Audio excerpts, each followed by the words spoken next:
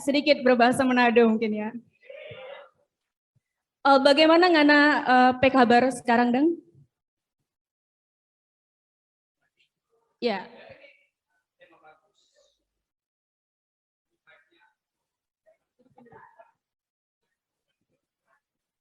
Ini mic-nya tadi Ibu Puan mana Ibu Puan? Kenapa dimatiin mic saya?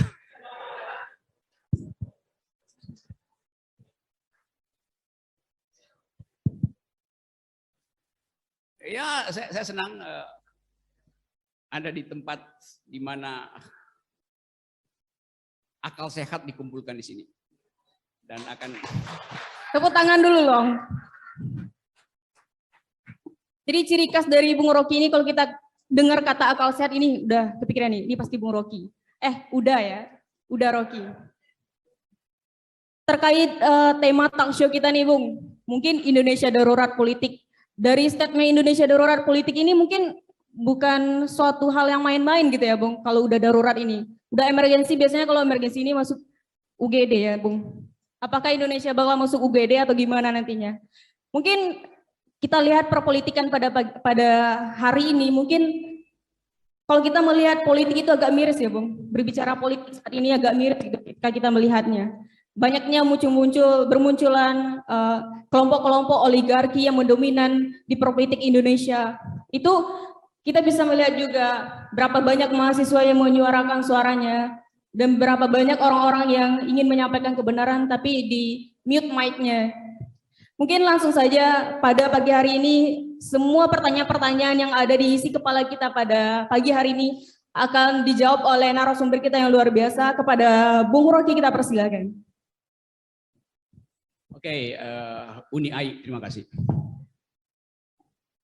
Mau saya di sini berdiri atau di situ? Diri. Oke.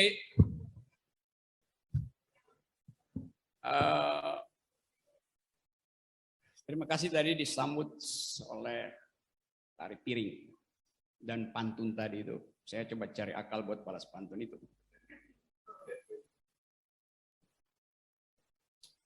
Ke Tanah Minang aku bertamu.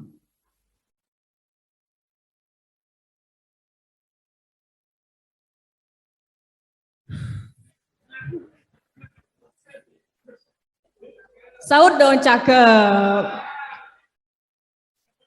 Tersuguh indah tarian piring. Cakep. Muhammadiyah berlimpah ilmu. Selalu disayang Bundokan Duang. Yeah. Aplaus dulu dong. Saya ingin balas nih Bung, tapi saya lupa persiapan pantun tadi. Tapi mungkin nanti aja di belakang itu saya balas nih. Mungkin langsung saja Bung, kita berbincang terkait politik pada pagi hari ini. Saya kenal Minangkabau dan saya bertemu sekarang dengan teman-teman karena saya akhirnya terbujuk untuk hadir di Tanah Minang dan terprovokasi oleh si Febri itu. Mana dia? Dulunya dia bujuk-bujuk, tapi saya bilang apa? Lihat aja YouTube. Makin lama makin nekat dia bujuk. Oke. Karena dia memprovokasi saya akan balik memprovokasi forum ini. Supaya skornya satu sama. Saya kenal daerah ini sebagai sumber pikiran itu. Saya membaca karya-karya Sultan Syahrir, Tan Malaka, Haji Agus Salim, Buya Hamka. Jadi saya tahu bahwa inilah tempat kita menyelamatkan Indonesia dari kedaruratan politik. Karena bahkan di awal kemerdekaan, negeri ini jadi tempat membangun kekuatan politik di dalam menghadapi kembalinya kolonialisme. Di sini ada pemerintahan darurat Republik Indonesia. Jadi kedaruratan adalah hal yang biasa diasuh di Minangkabau. Jadi sangat relevan kalau sekarang kita bicara tentang apa yang darurat dalam politik bangsa ini dan apa peran masyarakat intelektual Minang untuk menyelamatkan kedaruratan ini. Sama seperti ketika Syafruddin Prawira Negara berupaya untuk memberitahu dunia bahwa Indonesia masih tegak. Karena itu ibu kota dipindahkan ke Bukit Tinggi pada waktu itu. Ada alasan memindahkan ibu kota karena ada kedaruratan politik pada waktu itu. Kalau sekarang apa alasannya memindahkan ibu kota ke Kalimantan Timur? Ada darurat apa? Banjir itu bukan kedaruratan. Satu-satunya alasan adalah legasi yang hendak dipertontonkan oleh Presiden Jokowi. Kenapa yang mesti dipertontonkan adalah beton yang panjang? Kenapa bukan otak yang dipertontonkan? Kenapa kita ingin agar supaya rakyat dunia tahu bahwa Indonesia punya monumen yang namanya IKN? Kenapa bukan pikiran yang kita pertontonkan pada dunia? Bukankah Indonesia dulu diasuh oleh para pemikir unggul yang kebanyakan datang dari tanah Minang ini? Kenapa sekarang kita kekurangan pikiran? Jadi kedaruratan itu terjadi karena kita tidak lagi diasuh oleh pikiran. Itu yang terjadi. Saya terus-menerus ingin memastikan bahwa demokrasi harus dimulai dengan pertengkaran pikiran. Berupaya untuk menghasilkan argumen, bukan sentimen. Tapi bangsa ini akhirnya disudutkan pada soal-soal yang segmented. Islamofobi. Keretakan bangsa ini tidak disebabkan oleh kesulitan ekonomi. Tapi kesulitan kita hari ini berawal dari tiadanya sinyal pikiran dari dalam istana. Itu yang terjadi sebetulnya. Jadi kalau Muhammadiyah mengambil alih isu ini, memang Muhammadiyah berhak untuk mempersoalkan mengapa tidak ada pikiran diucapkan oleh kekuasaan. Karena ada 171 universitas Muhammadiyah di seluruh Indonesia. Bayangkan kalau 171 itu berhenti berpikir, maka IQ nasional drop. Muhammadiyah punya jaringan kesehatan. Kalau semua rumah sakit Muhammadiyah berhenti mogok karena protes kedaruratan, bangsa ini kolaps. Jadi memang kalau kita bikin kalkulasi matematik, penopang pikiran dan penopang kesehatan bangsa ini adalah Muhammadiyah.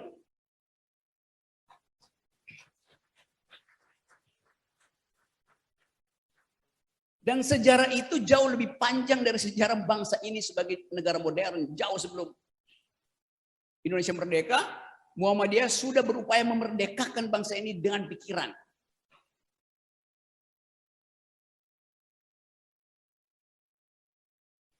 Karena itu, dipilihlah universitas sebagai tempat mengabdi.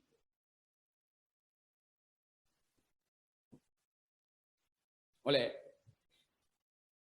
Ahmad Dahlan, Kiai Haji Ahmad Dahlan. Bayangkan misalnya kalau pada waktu itu Kiai Haji Ahmad Dahlan memilih menjadi politisi. Mungkin gak ada pertumbuhan ilmu pengetahuan di Indonesia. Mungkin gak ada tradisi belajar berdasarkan metodologi di Indonesia. Tapi beliau memilih untuk menjadi pendidik. Dan itu yang membekaskan tradisi berpikir pada bangsa ini. Dan semua tokoh awal bangsa ini hidup di dalam tradisi itu, berpikir dan bertengkar. Sekarang orang nggak boleh bertengkar. Padahal di pertengkaran pikiran. Karena sebentar lagi KUHP akan diresmikan. Lalu kita nggak boleh lagi bertengkar pikiran. Karena dianggap nanti menghina kekuasaan. Padahal pikiran itu hanya disebut pikiran kalau dipertengkarkan. Kalau ada kritik terhadap pikiran, maka tumbuh dialektika. Pedagogi tumbuh karena ada dialektik. Kalau saya berpikir dan tidak ada yang mengkritik saya, artinya saya sedang berdoa. Itu beda antara berpikir dan berzikir. Anda nggak boleh ganggu orang berzikir. Tapi Anda harus ganggu orang yang sedang berpikir. Supaya terjadi pertukaran pikiran. Dalilnya itu.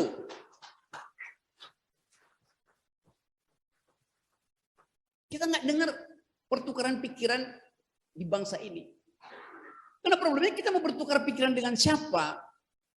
Kan pertukaran pikiran adalah orang dengan orang, bukan orang dengan barang. Yang ada di istana itu kumpulan barang, bukan kumpulan orang. Memang bisa ngomong, tapi nggak ada ide itu. Bahkan menghalangi orang berpikir aja dengan cara yang dungu. Yaitu mengganggu. Setiap kali saya talk show, itu saya sudah tahu tuh, pasti saya akan diganggu tuh. Diupayakan dihentikan Rocky Gerung bicara dalam menit pertama tuh. Jadi dia nggak mau bertukar pikiran, dia mau mengganggu pikiran, menghalangi pikiran. Yang bisa menghalangi sesuatu kan bukan orang, yaitu barang. Jadi saya anggap aja mereka yang selalu menghalangi pikiran saya itu barang sebetulnya, thing, bukan person. Jadi itulah sebetulnya kondisi mutakhir bangsa ini, gagal berpikir. Kenapa? Karena Presiden Jokowi lebih suka memperpanjang jalan tol daripada jalan pikiran.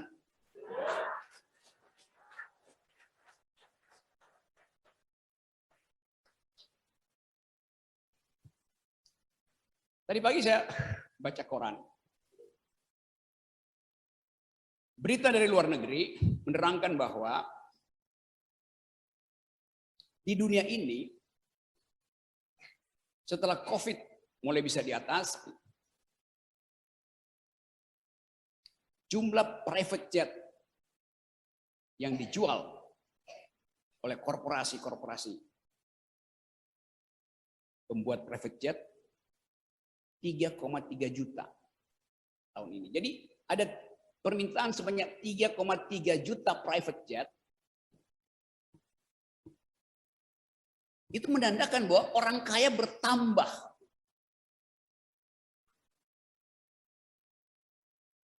Sekarang boleh nggak kita tahu berapa banyak orang Indonesia yang memesan private jet di antara 3,3 juta orang itu? Pasti banyak.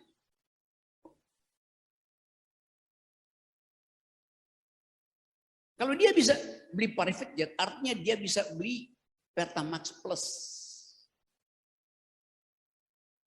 Logikanya begitu.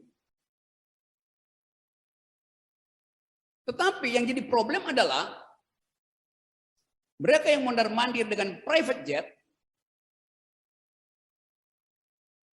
adalah mereka yang berupaya untuk menyelundupkan pajak dengan membangun perusahaan-perusahaan cangkang di luar negeri.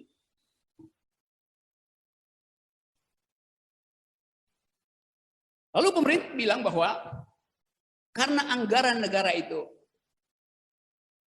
tidak mencukupi, maka pajak konsumsi dinaikkan. Sehingga setiap kali kita beli makanan atau pesan kuliner, kita dikenain pajak. Yang makin lama PPN-nya makin lama makin tinggi. Sekarang 11%. Itu yang kemudian dibanggakan oleh pemerintah bahwa ada kenaikan pendapatan melalui pajak pertambahan nilai. Padahal yang kita tuntut bukan itu. Karena itu dibebankan pada konsumen. Yang kita tuntut adalah apa yang pernah dijanjikan oleh Pak Jokowi melalui Ibu Sri Mulyani. Yaitu tax amnesty. Yang ternyata nggak masuk. Artinya sementara rakyat diperas untuk membayar pajak demi menutupi bolongnya APBN, para jet setter yang punya perusahaan-perusahaan besar di luar negeri melarikan modalnya supaya nggak diincar oleh petugas pajak. Di situ kedaruratan pertama yang kita sebut ketidakadilan ekonomi. Jadi kalau kita putar seluruh cerita dari 8 tahun lalu, orang sering katakan, Pak Rocky kok kritik melulu presiden itu. Memang nggak ada yang bagus dari presiden. Saya bilang nggak ada. Terus mereka ngotot, masa nggak ada satupun? Ya memang nggak ada. Pasti ada dong. Oke, bantu saya terangkan mana. Jalan tol katanya. Berita kemarin, jalan tol di Jakarta dari Cilincing ke Cibitung dibiayai APBN 10,5 triliun. Selesai. Bagus mulus. Kemarin beritanya, jalan seharga 10 triliun itu akhirnya dijual seharga 4,5 triliun pada swasta. Kalau saya katakan itu pada si pengkritik saya, apa yang dia ucapkan? Saya bayar pajak untuk bikin jalan tol supaya saya dapat harga yang bagus. Maksudnya jangan dinaikin tarifnya tuh. Karena itu hak rakyat yang bayar pajak. 10 triliun diambil dari APBN. Tapi kemudian dijual 4,5 triliun. Karena salah kalkulasi. Jalannya nggak laku, makanya harganya drop itu. Lalu apakah itu prestasi? Membuat jalan mahal lalu dijual murah itu. Itu tukang bakso juga bisa berpikir begitu.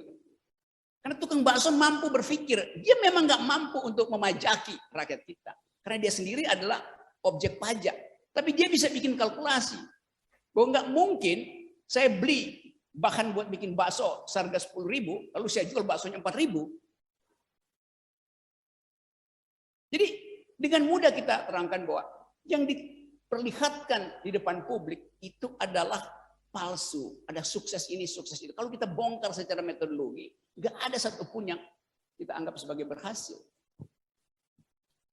Nah, karena itu perlu kritik akademis untuk membaca keadaan. Nanti datang ekonom yang disewa negara, mulai promosi bahwa Gini rasio kita membaik. Tapi dia nggak terangkan sumber perhitungan Gini rasio itu pendapatan saya atau pengeluaran saya. Setelah kita bongkar, ternyata yang dimaksudkan adalah expenditure. Anak ekonomi semester 1 tahu beda antara pendapatan dan pengeluaran. Kalau saya misalnya, ada petugas pajak datang lalu dia tanya ke saya, Pak Rocky pengeluaran per hari Pak Rocky berapa? Sorry, bukan Pak Rocky, udah Rocky berapa? Saya bilang pengeluaran saya itu 10.000 per hari. Loh, kok begitu? Ya karena saya makan sekali aja. Makan pagi enggak dihitung, enggak. Makan pagi saya dikasih oleh 3.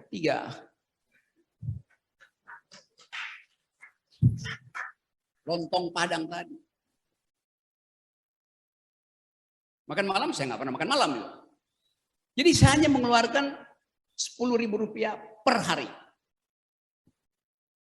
Oke, dicatat oleh si petugas pajak. Di bandara, si petugas pajak bertemu dengan seorang konglomerat yang baru buka perusahaan tambang di Sumatera Barat. Berapa pengeluaran Anda sebagai bos dari ekstraktif industri? Si pemilik tambang itu dengan jujur mengatakan, pengeluaran saya 10.000. Petugas pajak kaget, masa 10.000? Iya, saya hanya mengeluarkan 10.000.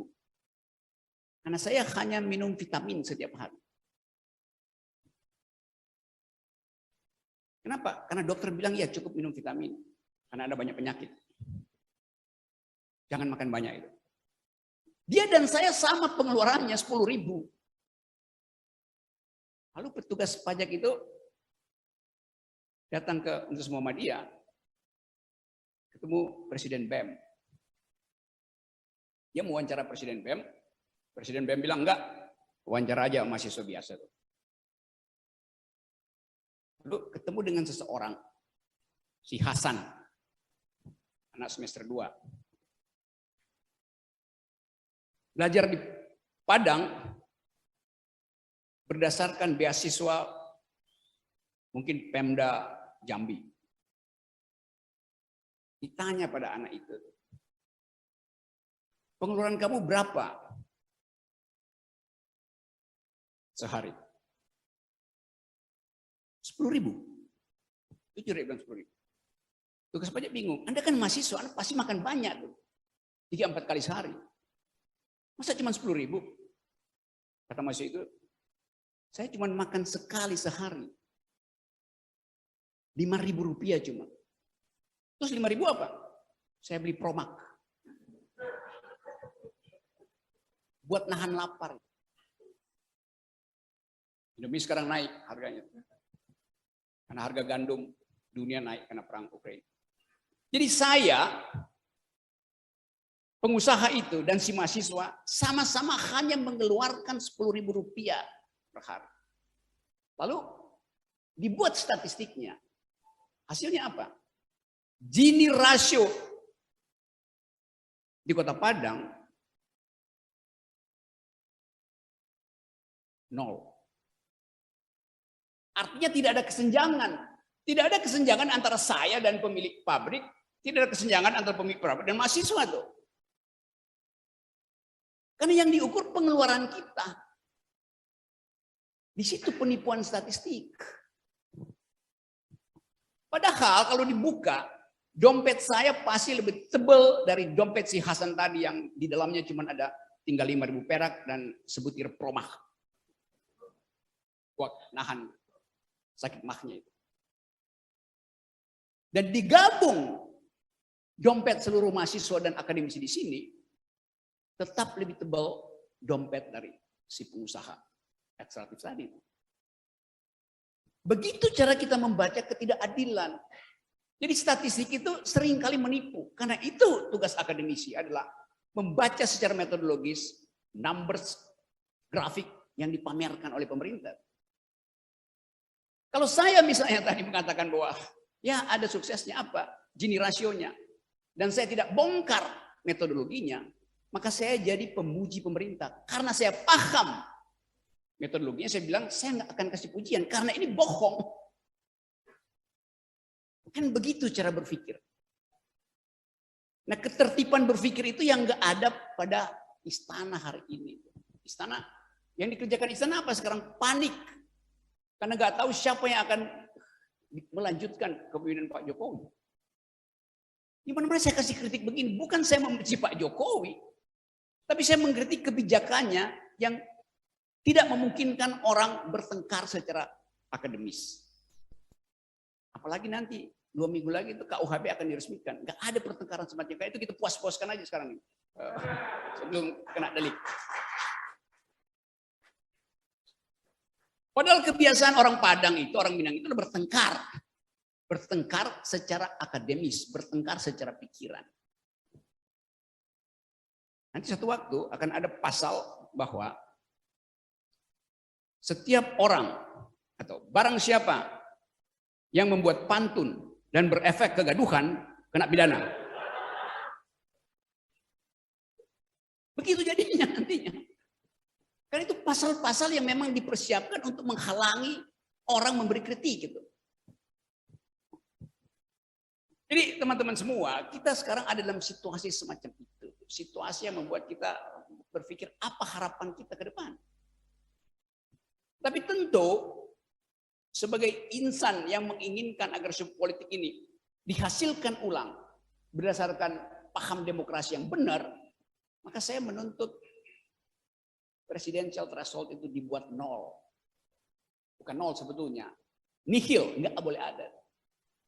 Tapi kemudian orang protes. Itu berarti saudara Rocky Gerung dan teman-temannya menginginkan ada kekacauan di republik ini. Loh kenapa? Dan kalau 0 kan artinya semua orang bisa jadi presiden. Dan memang konstitusi kita bilang setiap warga negara berhak dicalonkan dan mencalonkan diri sebagai presiden. Apa salahnya itu? Konstitusi bilang, memangnya boleh presiden siapa aja tuh. Semua kita bisa jadi presiden. Bukan cuma yang 20%. Oh kalau begitu nanti akan ada ribuan presiden dong. Ya nggak ada lah ribuan presiden. Yang paling dulu kita punya 5 pasangan presiden biasa-biasa aja tuh. Bahkan awal reformasi ada 9 kali pasangan presiden biasa aja. Tapi kan itu ongkosnya makin banyak Pak. Kenapa?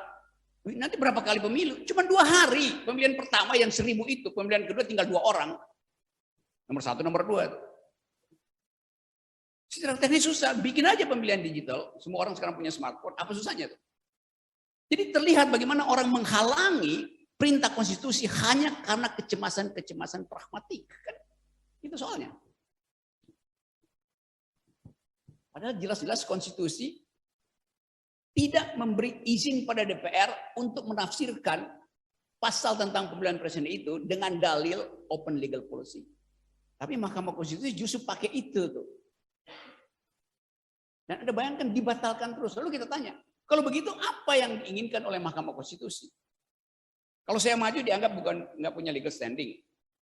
Kalau partai maju juga nggak ada legal standing. DPD lewat Pak Lanyala maju nggak ada legal standing. Lalu apa legal standing yang memungkinkan kita duel argumen di ruang sidang Mahkamah Konstitusi tentang kuota threshold 20% itu? Dia juga nggak bisa jawab. Dia mengalami gagal pikir. Gagal mencerna buah demokrasi itu. Dalam ilmu kedokteran, gangguan pencernaan itu namanya konstipasi. Mahkamah Konstitusi berubah menjadi Mahkamah Konstipasi. Geden aja, nggak bisa buang air besar, anak gangguan. Kita ucapkan itu dalam upaya untuk, hey, Anda diminta untuk menghalangi mereka yang akan mendagangkan demokrasi. Sekarang dia jadi pedagang demokrasi itu. Karena 20% itu tetap adalah mainan oligarki. Saya berkali-kali terangkan itu tempat oligarki beternak polisi itu 20%. Dan kita nggak mau diternakkan oleh oligarki. Karena akal sehat kita mengatakan bahwa kompetisi yang fair itu datang dari prinsip garis start yang sama. Bukan orang yang udah punya 20% buat start. Apalagi tiket itu tiket lama. Jadi bayangkan misalnya, PDIP misalnya. PDIP punya berapa suara sekarang? Juga nggak nyampe 20%, 19,3%. Tapi nanti ya dibulatin aja ke 20. Kenapa nggak dibulatin ke 19? Oke, katakanlah dikalkulasi, oke dibulatin ke 20%. 2019 nilainya 20%. Rupiah 2019 nilainya 12.000. Sekarang rupiah 16.000, inflasi. Demikian juga tiket politik partai-partai yang mengklaim punya threshold juga udah mengalami inflasi. Memangnya kalau pemilihan sekarang masih 20%. Mungkin aja jadi 40%, mungkin, tapi mungkin juga jadi 2%. Karena PDIP kasus korupsinya banyak betul. Jadi bagaimana mungkin memakai tiket lama untuk masuk nonton film baru, kan itu namanya pakai calo namanya tuh. Tiket palsu, kan nggak boleh. Kalau memang mau diuji bahwa perlu threshold, oke, sama-sama kita buktikan bahwa kita mampu untuk menerobos pemilu 2024. Jangan pakai 2019. Kan rakyat yang memilih sebuah partai di 2019 menganggap partai itu bersih supaya tetap dipilih. Tapi kalau partainya busuk kan nggak mungkin nilainya sama. Sama seperti kasus Demokrat dulu. Yang dari 30% Partai Demokrat dapat, akhirnya drop sampai tinggal 4% karena korupsi itu. Kan nggak masuk akal kita pakai threshold 30% itu, pada akhirnya SBY tinggal dapat 4%. Dihukum oleh rakyat. Tapi kemudian Partai Demokrat membenah diri itu. Membiarkan kader-kadernya di penjara. Sekarang Partai Demokrat naik pelan-pelan jadi 12%. Jadi nggak mungkin tiket itu sama dengan pemilihan sebelumnya. Itu yang kita mau dalilkan pada Mahkamah Konstitusi. Jadi saya ingin supaya kalau teman Muhammadiyah sudah tahu semuanya ingin 0%. Itu ya bicara di semua Muhammadiyah. Karena ada otak mampu melihat bahaya kalau demokrasi itu dikendalikan dengan fasilitas threshold itu. Jadi itu yang saya sebut kedaruratan politik terletak pada kasus 20%. Kedaruratan ekonomi terletak pada inflasi yang hari ini kita nggak tahu bagaimana cara pemerintah mengatasi inflasi.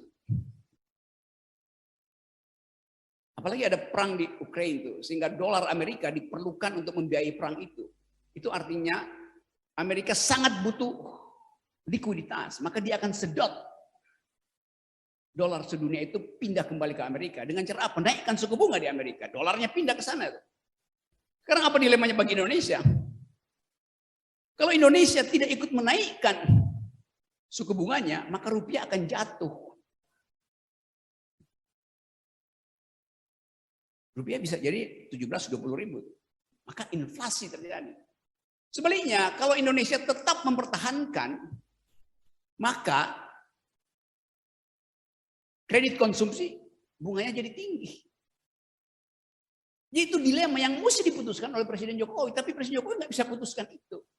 Karena bukan itu yang jadi kecemasan Presiden Jokowi, bukan ekonomi yang jadi kecemasan adalah dia cemas kalau dia nggak meninggalkan legasi, yaitu ibu kota baru yang nilai investasinya 400 triliun. Realnya begitu, tapi kalau dihitung ulang mungkin udah 800 triliun. Sama dengan investasi di semua sektor yang dianggap industri strategis. Jalan kereta Jakarta-Bandung nilainya udah hampir 2 kali lipat. Siapa lagi yang mau tanam modal di situ? Jadi kalau dikatakan bahwa ini akan terjadi mangkrak, pasti terjadi. Sekarang ada problem. Kedaruratan pangan dan energi dunia. Karena Ukraine versus Rusia belum selesai. Impact-nya bagi Indonesia apa itu? Kita pergi diplomasi, Pak Jokowi pergi seolah-olah mau damain perang, ternyata mau diplomasi supaya gandum itu, Rusia maupun Ukraina masih bisa disuplai ke Indonesia, supaya tadi Indomie itu nggak bangkrut. Ternyata nggak terjadi, harga Indomie sekarang di dunia itu naik 2 kali lipat. Di dunia harga jenis Indonesia pasti naik, bentar lagi mahasiswa yang tadinya masih punya 5.000, pasti dia pesan Indomie 2 sendok aja Bu, sepotong. Bumbunya juga dibikin sedikit aja. Jadi itu kondisinya. Lalu mampu nggak kita bertahan dari krisis pangan dan energi itu? Tadi soal Pertalite. Kalau Pertalite misalnya tetap disubsidi, dalam 3 bulan Pertamina bangkrut dan mesti di bail out oleh negara tuh. Dibutuhkan 90 triliun. Lalu 90 triliun lagi tuh. Ya pasti dinaikkan harganya. Demikian juga fasilitas-fasilitas mak-mak di dapur, semuanya meroket. Tapi dulu pemerintah bilang kita akan mampu untuk mengatasi pangan ini. Karena itu Presiden Jokowi bikin food estate. Di hampir semua pulau ada food estate. Yang ratusan ribu hektar. Saya baca terakhir minggu lalu. Semua food estate itu berhenti. Gagal. Apalagi yang di Papua. Yang dijanjikan akan jadi penopang pangan nasional. Berapa banyak hutan di Papua yang udah ditebang untuk food estate, sehingga staple food, makanan asli pulau itu nggak ada lagi, sagu segala macam. Karena berharap akan ada jenis baru, ternyata batal. Nah ini semua memperlihatkan bahwa kedaruratan itu ada di depan mata kita. Tapi kita nggak dengar ada semacam contingency plan dari presiden. Kita nggak dengar presiden ucapin sesuatu tentang keadaan ini. Karena memang dia nggak paham apa yang sedang terjadi. Hanya itu masalahnya. Jadi teman-teman, kita bahas ini secara akademis dalam upaya untuk memastikan kalkulasi kita ke masa depan apa dan apa yang bisa dibuat oleh kalangan kampus tentang keadaan yang sangat mungkin meledak sebelum 2024. Ada crossfire antara kecemasan membayangkan masa depan, kesulitan ekonomi dan real, dan akal-akalan politik soal threshold itu. Itulah saya kira pengantarnya dan kita masih banyak waktu. Silahkan Anda ucapkan sesuatu, kegelisahan kita share sama-sama. Dan kita coba pastikan bahwa ada pertahanan etik pada bangsa ini. Supaya tidak jatuh jadi semacam Sri Lanka. Dan sangat mungkin Ibu Sri Mulyani kasih sinyal terus-menerus bahwa kita potensial untuk menjadi Sri Lanka. Nah, kita ingin lihat sebetulnya sebaiknya terjadi aja supaya lebih cepat terjadi pembaharuan. Tapi ongkosnya kita hitung ongkosnya. Nah, saya lagi kampanye, kalau misalnya presidensial threshold itu tidak diturunkan, maka saya mau kampanye, saya sebut gerakan LBP. LBP, Liga boykot pemilu. Serius. Karena hanya itu cara rakyat untuk mengatasi kedaruratan. Orang bertanya, solusinya apa? Enggak ada solusinya selain boykot pemilu. Boykot artinya percepat. 2024 nggak boleh terjadi itu. Apakah itu makar? People power kita sebut. Apakah itu makar? Loh, people power itu terjemahan dari kedaulatan rakyat. People, rakyat, power adalah daulat. Apa yang salah di situ? Nanti orang bilang nggak bisa, itu artinya Anda mau menurunkan presiden sebelum masa jabatannya berakhir. Memang nggak boleh. Konstitusi bilang presiden bisa berakhir jabatannya sebelum siklus pemilu berikutnya kalau syarat-syaratnya terpenuhi. Melakukan tindak pidana, tidak menghasilkan kesejahteraan. Kan semua persyaratan itu ada. Dan itu yang biasanya diproses oleh oposisi kalau demokrasinya jalan. Nah, masalahnya oposisi kita nggak ada. Yang beroposisi cuma Muhammadiyah.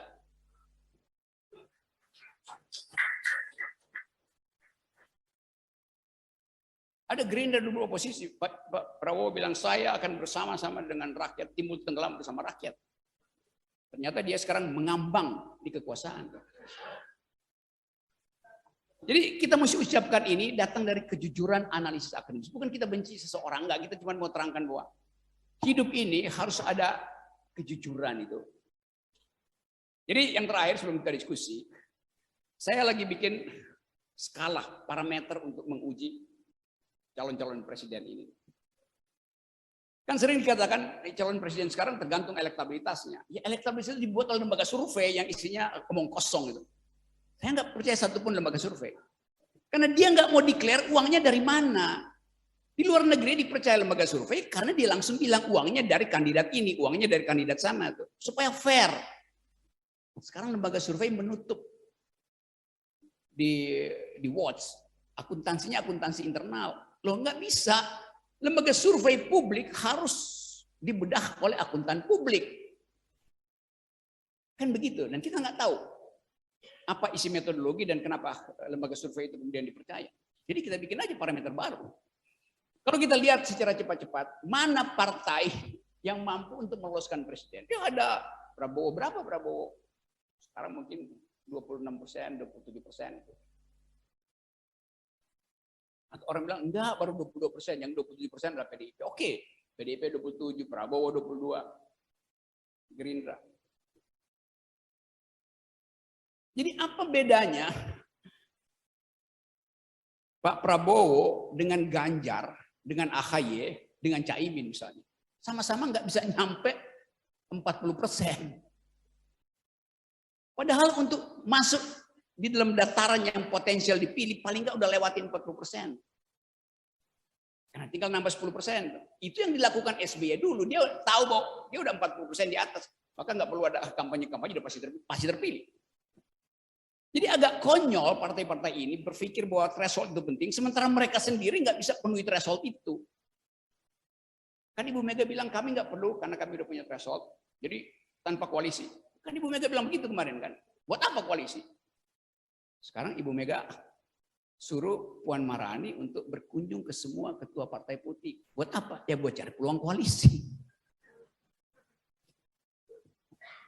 Tapi nanti Ibu Mega bilang enggak, yang saya maksud itu adalah waktu itu Ibu Mega bilang koalisi nggak boleh, tapi kalau ada istilah yang dia pakai itu kerjasama boleh gitu. Suruh Ibu Mega lihat kamus, koalisi artinya kerjasama. Jadi ini hal-hal yang mendasar sebetulnya yang kita inginkan agar supaya dari ruangan ini kita bisa produksi alternatif. Jadi tadi saya bilang saya akan pasang parameter pertama adalah etikabilitas. Baru intelektualitas, baru elektabilitas. Karena kita butuh pemimpin yang nggak berbohong, nggak terlibat korupsi. Itu namanya prinsip etikabilitas. Etikanya bagus, moral clarity-nya diperlihatkan. Jadi kebersihan etik itu yang didahulukan. Apa misalnya, ya nggak pernah korupsi, nggak pernah bohongi mak-mak. Itu syaratnya dong. Kalau nggak bagaimana dia punya etik? elektabilitas tinggi, tapi dia etikanya nggak ada. Bagaimana kita percaya? Kalau syarat itu lolos, oh ini orang etikabilitasnya bagus. Sekarang kita uji intelektualitasnya. Karena dunia ke depan setelah 2024, semua orang akan bicara tentang global politics. Dan itu perlu otak untuk diplomasi. Kualifikasi apa? Intelektualitas. Dia paham paling enggak, ya ilmu pengetahuan umum dia paham lah. Bukti bahwa dia paham, dia nggak bawa contekan kalau lagi bertemu orang itu. Lagi pidato di luar negeri nggak perlu pakai contekan. Kan itu syarat bahwa itu namanya intelektualitas. Sultan Syahrir pidato di PBB tanpa contekan dan berapi-api dan dengan logika yang bagus. Haji Agus Salim dengan retorika yang bagus datang untuk menghalangi mereka yang ingin membuli dia. Satu waktu saya pernah mau dilaporkan sama orang Minang bahwa saya dianggap menghina Haji Agus Salim. Karena dalam satu ceramah saya bilang begini, belajar dari kecerdasan dan kecerdikan Haji Agus Salim di dalam berdebat, di dalam mengungkapkan pikiran di semua forum. Satu waktu Haji Agus Salim lagi kasih kuliah umum dalam satu acara politik, lalu dia mulai diganggu oleh lawan politiknya dari belakang. Mbak. Karena Haji Agus Salim wajahnya seperti kambing. Ada jenggot di sini itu. Jadi diolok-olok lah Haji Agus Salim. Mbak. Haji Agus Salim tahu dia diolok-olok. Dia nggak usir. Dia cuma bilang begini, panitia, mana BEM? Mana BEM? Pada waktu itu kita banyak ada BEM. BEM, bukankah saya diundang di forum manusia? Kenapa ada binatang di belakang sana? Itu datang dari kecerdasan. Lalu saya mau dilaporkan polisi oleh sebagian masyarakat Padang pada waktu itu. Loh memang itu faktanya, ada di dalam buku ditulis bahwa Haji Agus Salim pernah diolok-olok sebagai kambing. Tapi Haji Agus Salim tidak tersinggung, dia justru balikkan itu dengan logika dan retorika yang bagus. Saya diundang di forum manusia, kenapa ada binatang? Ngembek-ngembek di sana. Yang disindir langsung pulang.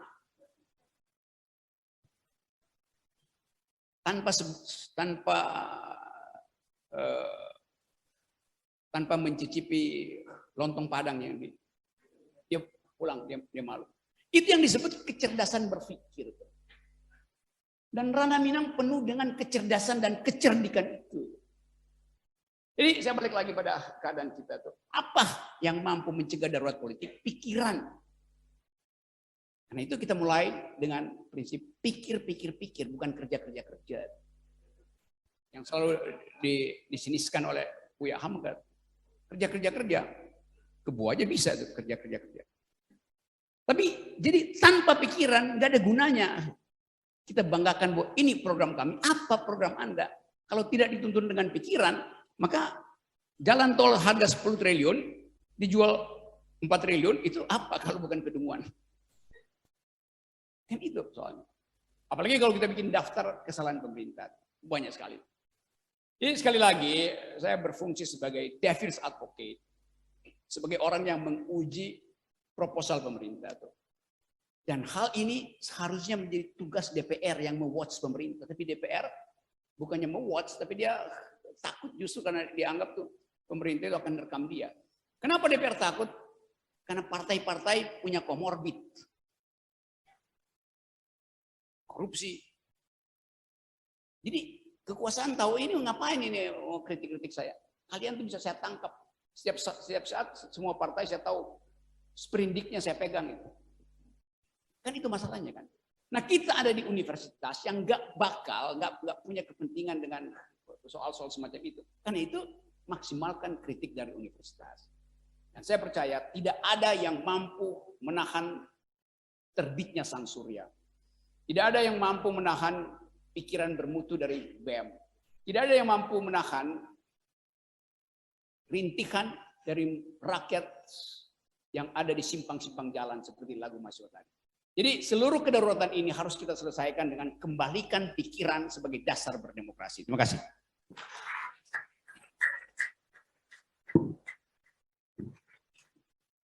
Wow, luar biasa pemantik semangat kita pada pagi hari ini ya. Gimana, sudah bisa berpikir dengan akal sehat atau belum? Sudah? Sudah mulai terbakar belum dengan kata-kata Bung Rocky yang luar biasa tadi? Sudah? Iya, udah ya. Oh, maaf. Saya biasa panggil Bung soalnya. Oke, udah Rocky. Mungkin kita bicara tentang keadilan ekonomi ya pada hari ini. Mungkin kita setelah pasca COVID, mungkin kita bisa melihat berapa menurunnya ekonomi kita Indonesia saat ini. Berapa anggaran itu memang dialihkan untuk penanganan COVID. Apalagi dengan isu-isu sekarang, bukan isu lagi ya, adanya kebijakan pemindahan ibu kota ke Kalimantan. Itu otomatis akan berdampak ke APBN kita gitu. Jadi gimana pandangan dari Bung Rocky terkait itu? Apa itu salah satu penyebab dari darurat politik kita pada hari ini gitu? Ya, sering dikatakan bahwa ekonomi ini nggak bergerak karena COVID. Loh, sebelum COVID, pertumbuhan kita 3%, 4% itu. Jauh dari yang dijanjikan Presiden Jokowi 10%. Sebelum COVID, ekonomi kita udah memburuk karena salah kebijakan. Jadi COVID justru hanya memperlihatkan atau melengkapi keburukan itu. Jadi jangan sebut COVID. Dan justru COVID dimanfaatkan oleh Presiden untuk mengalihkan anggaran ke wilayah-wilayah yang akan disebut sebagai social safety net, kan begitu kan. Tapi kalau kita lihat sekarang, orang miskin bertambah enggak? Ya berkurang enggak? Enggak, bertambah orang miskin. Ada 1.500 triliun dana untuk pengentasan kemiskinan selama COVID. Hasilnya apa? Kemiskinan, kalau kita pakai ukuran Bank Dunia itu 120 juta orang Indonesia justru miskin hari ini. Dengan pendapatan $2. Jadi apa yang mau dipamerkan? Oh ya, secara statistik persentase kemiskinan turun. Memang persentase kemiskinan turun. Berapa persen? 2% itu turun. Jadi sukses enggak? Iya kan, turun 2%. Dibandingkan apa? Ya dibandingkan dengan presiden sebelumnya, yaitu SBY. Berapa SBY? Menurunkan 20%. Lalu yang 2% ini apa nilainya? Kan begitu cara berpikir kan. Jadi membuat perbandingan terhadap apa itu? Kalau terhadap Bung Karno pasti. Karena inflasinya 600%. Jadi begitu cara kita membandingkan kan. Jadi harus fair bahwa gagal, nggak ada yang berhasil itu. Utang luar negeri ya, utang luar negeri kita kan alihkan dari SBY. Oh ya memang, utang luar negeri SBY itu juga alihan dari Ibu Mega. Utang Ibu Mega alihan dari Orde Baru, sama aja. Tetapi pertanyaannya adalah, kalau dialihkan, mestinya berkurang itu. Oke. SBY berhenti sebagai presiden dengan utang 2,6 triliun. Sekarang masih Presiden Jokowi belum berhenti, utangnya udah 7 triliun. Jadi berkurang apa bertambah tuh kan? Jadi hal-hal semacam itu yang secara simpel kita tahu tuh. Jadi upaya untuk cover up itu menimbulkan kecurigaan baru. Kenapa mesti ditutupi? Bilang aja bahwa pemerintah gagal, kan lebih enak tuh. Nah, kegagalan itu yang hendak dialihkan dengan berbagai macam isu tuh. Isu Islamofobi terutama. Jadi kalau pemerintah udah mulai bicara tentang ketertiban nasional, itu artinya dia gagal untuk memberi makan pada perut rakyat. Maka dia alihkan pembicaraan itu. Uni-AI itu jawabannya. Oke, baik. Mungkin bisa saya kutip satu kalimat, bahwasanya pujian itu nggak berlaku untuk seorang pemimpin. Jikalau dia berhasil dalam program kerjanya, itu bonus. Tetapi jika dia gagal, jangan salahkan kritik-kritikan bermunculan. Jadi ketika kita menjadi seorang pemimpin, jangan takut untuk dikritik. Mungkin betul. Kan misalnya nih, Aik, dia promosi ke saya lulus apa, dapat apa skripsi kamu? Dapat A. Mau minta pujian, puji dong. Saya nggak akan puji, karena memang lulus baik itu A. Kan tugas Anda itu supaya dapat A, ngapain saya puji? Betul, betul. Kan gitu. Saya akan puji dia kalau dia dapat A+, di atas yang maksimal gitu. Apalagi kalau minimal kan. Demikian juga Pak Jokowi. Puji dong Pak Jokowi udah lakukan macam-macam. Loh itu memang tugas dia, ngapain kita puji yang kita tugaskan? Kalau dia lebihi dari itu yang biasa apa namanya beyond the call of duty, melampaui tugas, baru kita kasih pujian. Apalagi kalau bilang Pak Rocky dan Muhammadiyah cuma bisa kasih kritik, kasih solusinya dong. Loh, solusi itu bonus. Saya nggak harus kasih solusi. Lalu bagaimana keadaannya? Terus saya bayar pajak pada menteri dan presiden supaya buatkan solusi. Ngapain aja balik ke rakyat apa solusinya? Loh kita yang bayar dia kok. Itu sama seperti tukang kebun misalnya, saya minta supaya pangkas pohonnya tuh. Ternyata dia nggak bisa pangkas pohonnya. Lu ditanya pada saya, solusinya apa Pak? Emang saya mau naik duluan yang saya gaji dia buat mangkas pohon, nanya lah gitu kan. Jadi hal-hal yang simpel. Pemerintah selalu minta kalau kita lagi ngomong di ILC, solusinya apa? Anda pemerintah bukan? Ya kami pemerintah.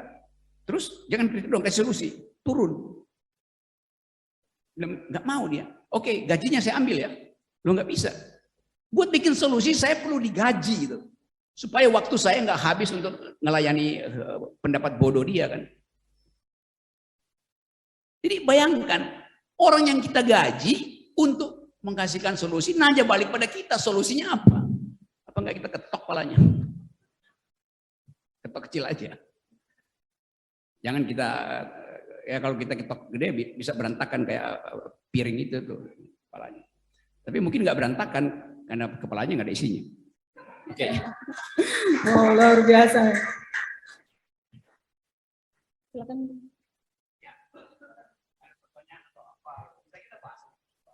Oke, mungkin sudah banyak nih pertanyaan-pertanyaan yang muncul dari akal sehatnya peserta talk show pada pagi hari ini. Mungkin kita buka sesi diskusi. Kita buka sesi pertama itu untuk 3 orang penanya pertama. Dikumpul aja jawab pertanyaannya dulu.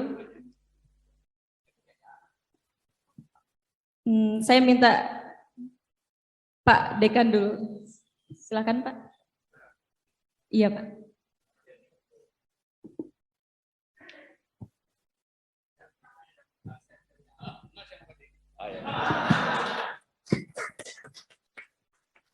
Baik, udah Rocky.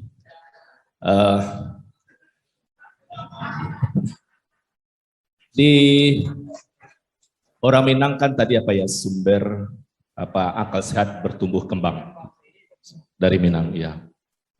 Terus kenapa di ranah Minang sendiri petinggi-petinggi itu tidak membuat negeri ranah Minang ini lebih wah daripada negeri lain? Apakah itu kemegahan pendidikan ataupun pembangunan fisik lainnya.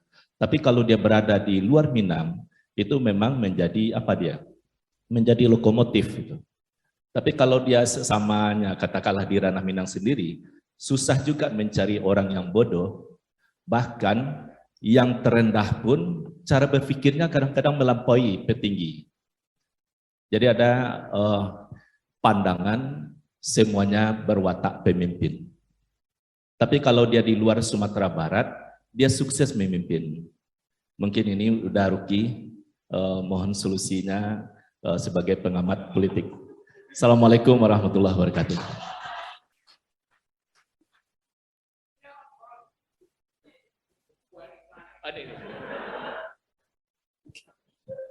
Oke, selalu itu yang kita bayangkan tuh. Bahwa keminangan itu justru terlihat sempurna ketika di luar Minang. Itu poinnya tuh. Ya nggak ada soal juga sebetulnya.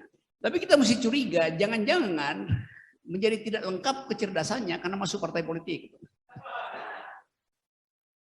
Karena di situ mesti tukar tambah, ada pragmatisme tuh.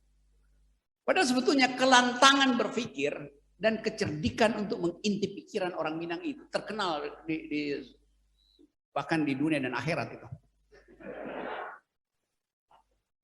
Jadi pertanyaan yang mesti dijawab orang-orang Minang. Kalau saya yang jawab nanti satu waktu, wah itu ikut campur pada.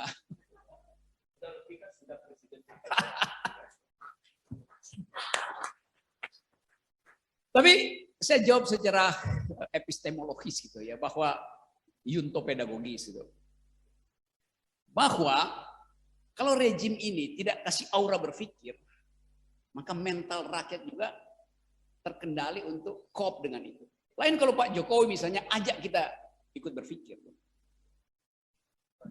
Nah sekarang feodalisme yang diedarkan adalah demagogi, bukan pedagogi itu. Orang ngecap itu asal ngoceh itu nggak ada poin. Jadi selama kekuasaan itu mengedarkan demagogi, maka pedagogi akan tercegah. Kan gitu. Coba kita lihat misalnya. Setiap kali Pak Jokowi ke daerah itu orang udah tahu nih, kalau nanti Pak Jokowi mau datang silakan kumpulin guru-guru dan anak-anak ke sekolah. Ya udah tahu apa yang mau diucapin. Pasti Pak Jokowi mau nanya nama-nama ikan tuh. Kalau Pak Jokowi punya pendidikan pedagogi dan logika yang bagus, dia bilang, Anda salah, kalian salah nak. Saya memang akan omong tentang ikan, tapi bukan nama-nama ikan. Lalu apa Pak Jokowi? Saya mau tanya pada kalian. Kalau bisa jawab, saya kasih bukan sekedar sepeda sekarang. Saya kasih Alphard.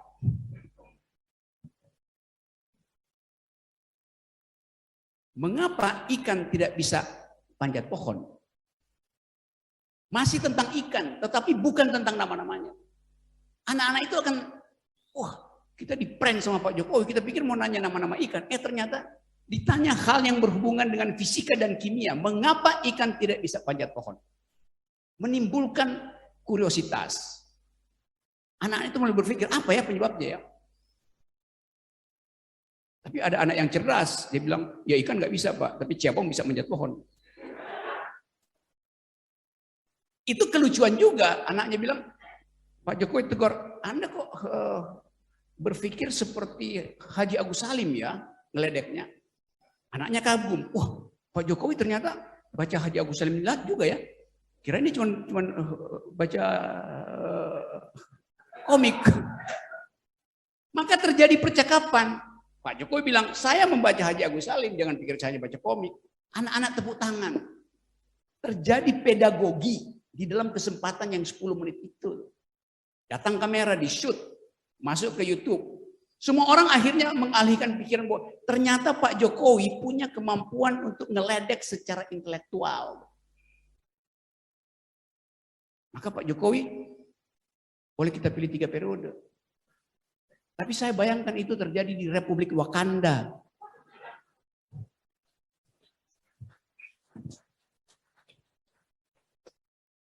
Jadi itu kasusnya. Jadi tadi bahkan seluruh negeri ini seolah takut untuk mengucapkan inisiatif. Karena dianggap, waduh, nggak ada gunanya berdebat, nggak ada gunanya tukar pikiran. Toh di ujungnya kita akan dibully oleh buzzer juga kan. Jadi begitulah kondisi pedagogi bangsa ini. Tumpul di dalam logika, tajam dalam retorika, retorika kosong. Jadi saya balik lagi pada tugas universitas adalah melatih ketajaman berpikir. Itu aja. Termasuk ketajaman untuk menghina itu. Yes. Kan orang bilang saya menghina tuh ya, tapi saya hina dengan cara yang masuk akal. Ada yang menghina tanpa masuk akal. Saya nggak pernah menghina Pak Jokowi. Dan orang bilang, Anda menghina kepala negara. Enggak. Saya selalu bilang, kalau orang tanya, apa kelebihan Pak Jokowi? Dia sukses sebagai kepala keluarga. Tapi gagal sebagai kepala negara. Memang dia sukses. Karena anak mantu dan adiknya berhasil masuk dalam kekuasaan, kan sukses.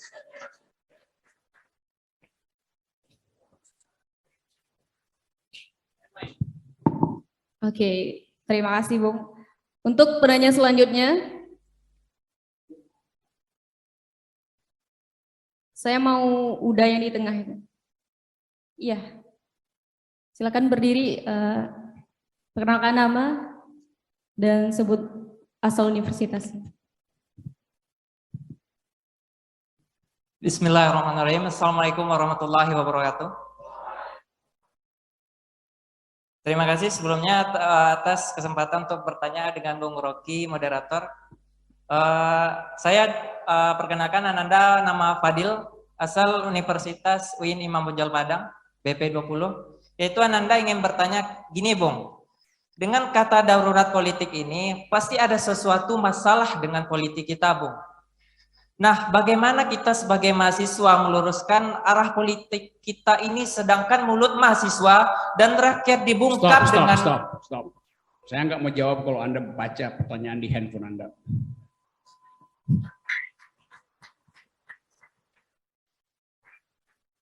Dan yang kedua... Nah. Masa bertanya hal yang sehari-hari kita tahu, Anda mesti buka handphone. Tutup handphonenya, tutup. Oke. Ya, sekarang ya silakan teruskan pertanyaannya ya. Teruskan. Tapi jangan baca. Lanjutkan pertanyaannya tanpa melihat handphone. Oh. Ya. Maaf, Bung. Saya grogi kalau nggak lihat HP, hilang itunya. Jadi gini, Bung. Dengan ayo. Gini. Anda pasti lebih cerdas dari smartphone Anda itu. Jangan yang smartphone-nya, tapi Anda yang mesti cerdas itu. Ya, terus ya. Baik, Bung. Ya. Dengan bagaimana tindakan kita sebagai mahasiswa meluruskan politik kita ini, sedangkan suara mahasiswa dan rakyat dibungkam dengan ancaman UU ITE ini. Nah, apakah kita menunggu 2024 agar politik kita ini kembali lurus? Dan takutnya kalau kita menunggu 2024 kan masih ada sisa beberapa tahun lagi. Takutnya pemimpin kita ini dalam artian, kalau dalam kutip bahasa Minang ya, meninggal parangai. Kalau dalam bahasa Indonesianya itu meninggalkan keburukan, Bu. Bagaimana kita sebagai mahasiswa tuh untuk mencegah beberapa tahun ini agar negeri kita ini aman, politik kita lurus. Suara rakyat dibungkam dan hanya sama dengan nihil aja gitu, dengan pemberlakuan sikap suara-suara rakyat, suara-suara pemimpin yang di partai belakang itu dengan dibayar gitu, dengan sikap ya tanda kutip ngabalin gitu, mengabalin orang gitu, dengan sikap penuh omongan dungu, omongan kebohongan yang istilahnya membela pemimpin tersebut gitu. Bagaimana tindakan kami sebagai mahasiswa, Bung? Mohon pencerahannya, Bung. Terima kasih, Bung. Assalamualaikum warahmatullahi wabarakatuh. Langsung dijawab atau gimana? Kemarin mahasiswa di Cirebon digebuk oleh polisi itu karena mereka demo tentang KUHP. Ada cara lain supaya dia nggak digebuk. Sama seperti perpustakaan. Anda takut demo di jalanan. Oke, datang DPR. Cari partai yang bisa mengucapkan protes Anda itu. Ada nggak? Nggak ada. Ya justru karena nggak ada, maka suara itu diucapkan di jalanan. Itu konsekuensi aja. Jadi siapa yang mendengar kecemasan dari rakyat yang ada di simpang-simpang jalan? Yang mereka yang ada di jalan yang mendengar itu. Siapa? Yang mahasiswa yang ada di jalan. Yang pengetahuannya itu diturunkan dari kelas, lalu dibuktikan di jalan. Jadi kenapa takut untuk mengambil alternatif itu? Kalau seandainya pertanyaan Anda itu diucapkan 1998, nggak akan ada reformasi. Sama. 1998 saya bawa mahasiswa saya demo di Semanggi, lalu kita ditembaki oleh Brimob, kita lompat ke belakang Atmajaya. Saya lompat bersama dengan Dr. Syahrir, dosen ekonomi. Waktu itu saya demo, saya bawa mahasiswa saya dari jurusan filsafat UI bersama dengan mahasiswa ekonomi yang ikut di situ, dosen Fakultas Ekonomi namanya Muhammad Khatib Basri yang pernah jadi Menteri Keuangan tuh. Jadi kita libatkan diri dalam demonstrasi karena memang nggak ada fasilitas lain. Sebetulnya kalau ada oposisi, mahasiswa nggak akan turun ke jalan. Karena suara mereka akan diakumulasi, diagregasi, lalu diucapkan kembali oleh partai oposisi. Kan nggak ada partai oposisi di kita. Jadi konsekuensi dari tertutupnya percakapan politik, maka dia mesti dibuka di jalan. Itu konsekuensinya. Jadi jangan cemaskan sesuatu, oh nggak usah lah demo-demo. Oke, kalau begitu siapkan partai oposisi itu. Ada nggak? Nggak ada. Mungkin nggak? Nggak mungkin.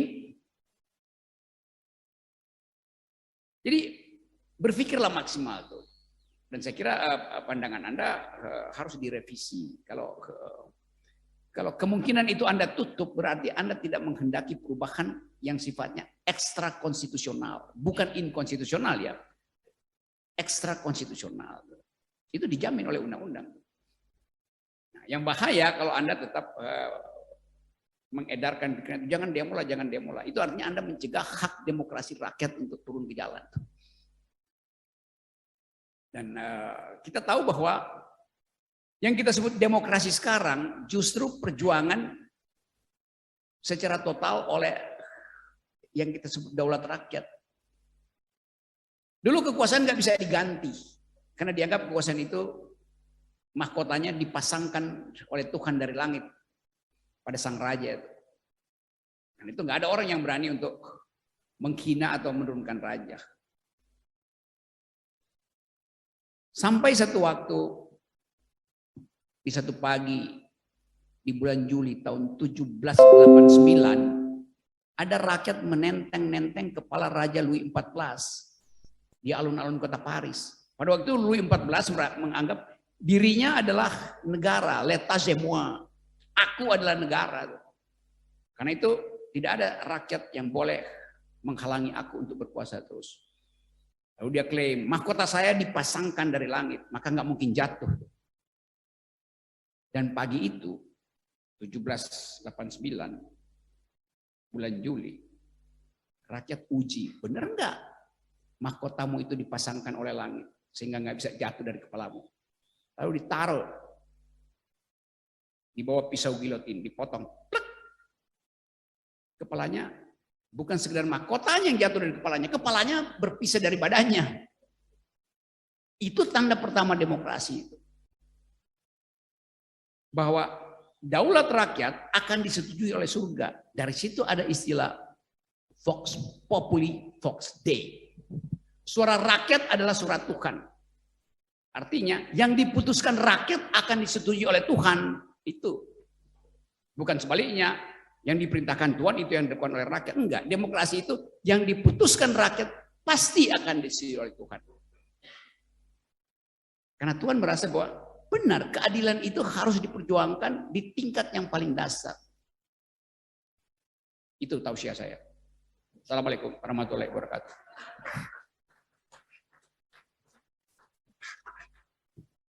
Oke, untuk penanya selanjutnya. Yang di sebelah sini. Saya mau cewek, perwakilan dari perempuan, suara-suara perempuan. Silakan Uni yang berjilbab coklat.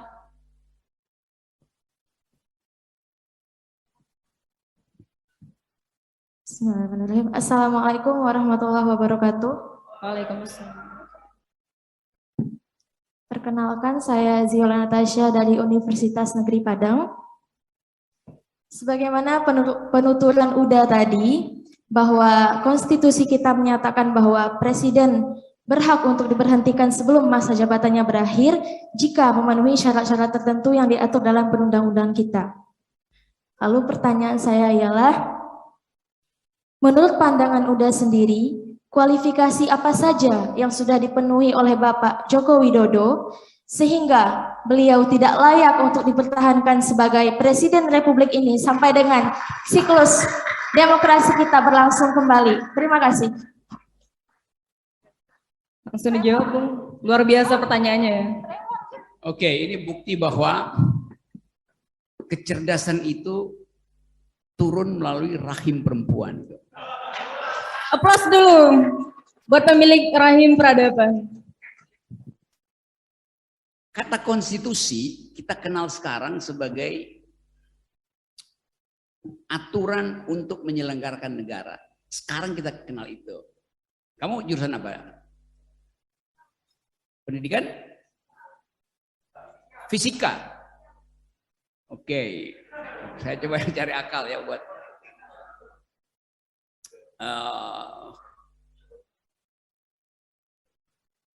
di dalam ilmu fisika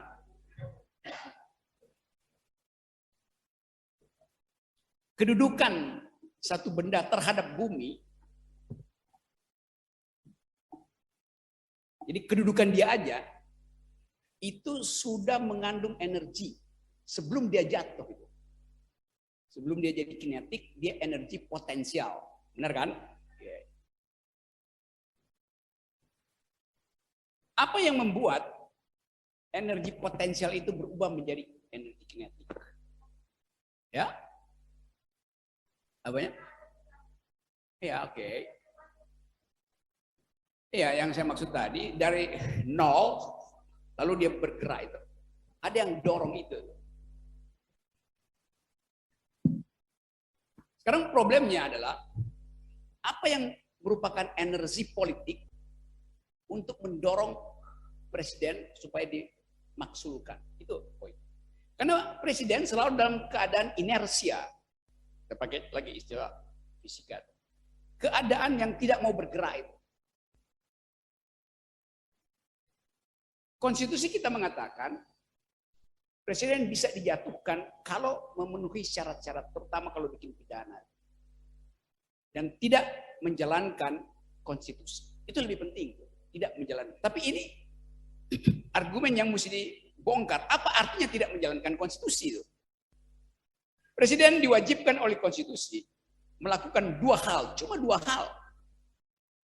Satu, pelihara fakir miskin. Dua, cerdaskan kehidupan bangsa. Sekarang kalau ada partai oposisi, dia ukur sekarang itu jatuh presiden. Presiden tidak mencerdaskan bangsa. Presiden bahkan diolok-olok di luar negeri ketika bicara di forum internasional.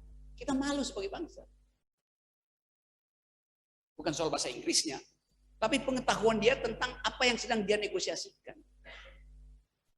Nah, itu saya tadi kasih syarat, intelektualitas itu mesti ada pada setiap pemimpin.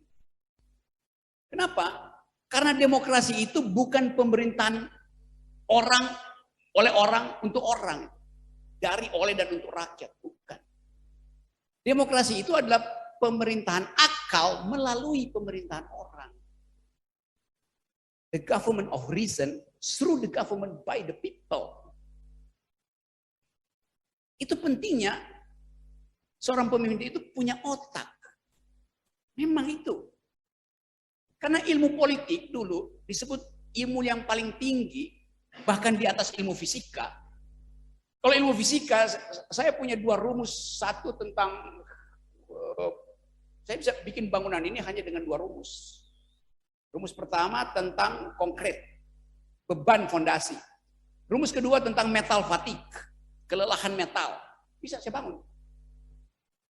Cuma dengan dua rumus itu. Rumus itu saya pindahkan pada orang lain berlaku sama.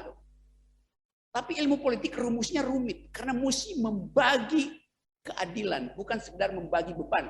Berapa tiang panjang yang saya perlukan. Kalau saya mau menahan bangunan 30 ton, itu gampang hitungnya.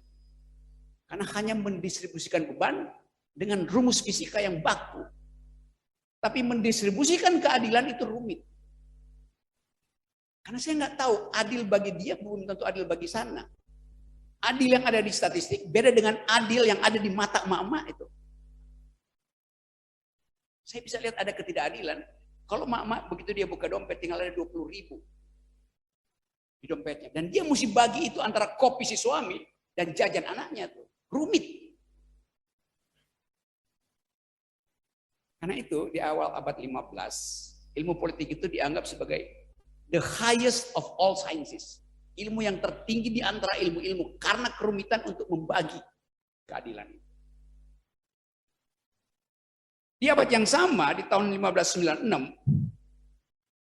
pertama kali istilah konstitusi dimunculkan oleh orang yang namanya François Hotman di dalam bukunya Franco Gallia. Mereka yang belajar ilmu hukum atau filsafat hukum harusnya tahu itu. Konstitusi pada waktu itu artinya hak untuk membunuh raja. Itu namanya konstitusi. Jadi dari konstitusi dimaksudkan untuk menghalangi kekuasaan menjadi absolut. Asbabun nusulnya begitu. Kata konstitusi itu.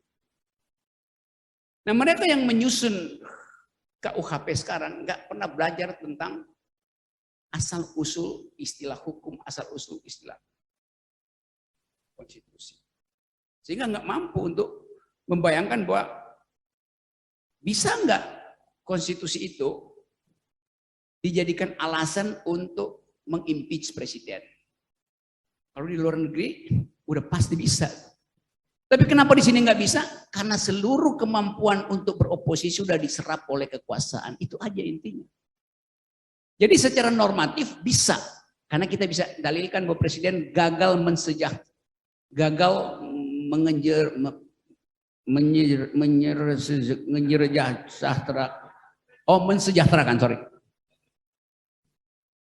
gagal mensejahterakan rakyat, gagal memberi keadilan, gagal mengakrabkan warga negara. Selama 8 tahun bangsa ini terbelah antara cebong dan kadrun, antara nasionalisme dan Islam, bahkan diedarkan Islamofobi. Jadi ada alasan untuk itu tuh. Dengan kata lain, dimungkinkan untuk mempercepat pergantian kekuasaan. Hal itu hal yang ada di undang-undang, bukan karena keinginan kita, tapi dimungkinkan secara legal, secara konstitusional. Nah, hambatannya apa? Nggak ada oposisi. Nah, kalau nggak ada oposisi, apa yang akan kita lakukan? Rakyat lakukan apa? Ya lakukan oposisi berdasarkan kemampuan people power itu. Dan itu yang terjadi di Sri Lanka. Presiden Sri Lanka lebih kuat dari Presiden Jokowi. Karena Presiden Jokowi hanya punya 2 wali kota yang anggota dia tuh. Dan 1 ipar, cuma 3. Presiden Sri Lanka seluruh kabinetnya keluarga dia. Perdana Menterinya adiknya, penasihat presiden kakaknya. Toh jatuh. Presiden Jokowi hanya dipilih oleh 51%.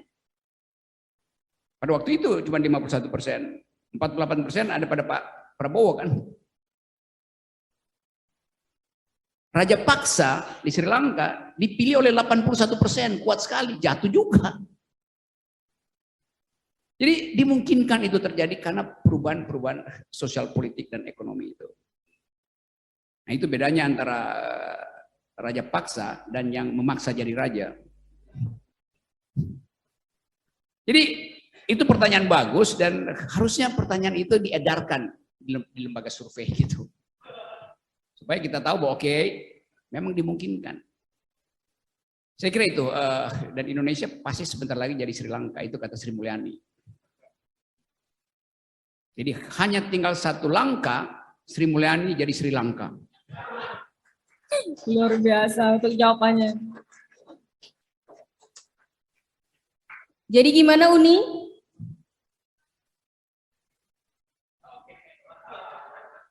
Kita buka sesi kedua untuk 3 orang penanya. Saya mau yang di belakang. Ya.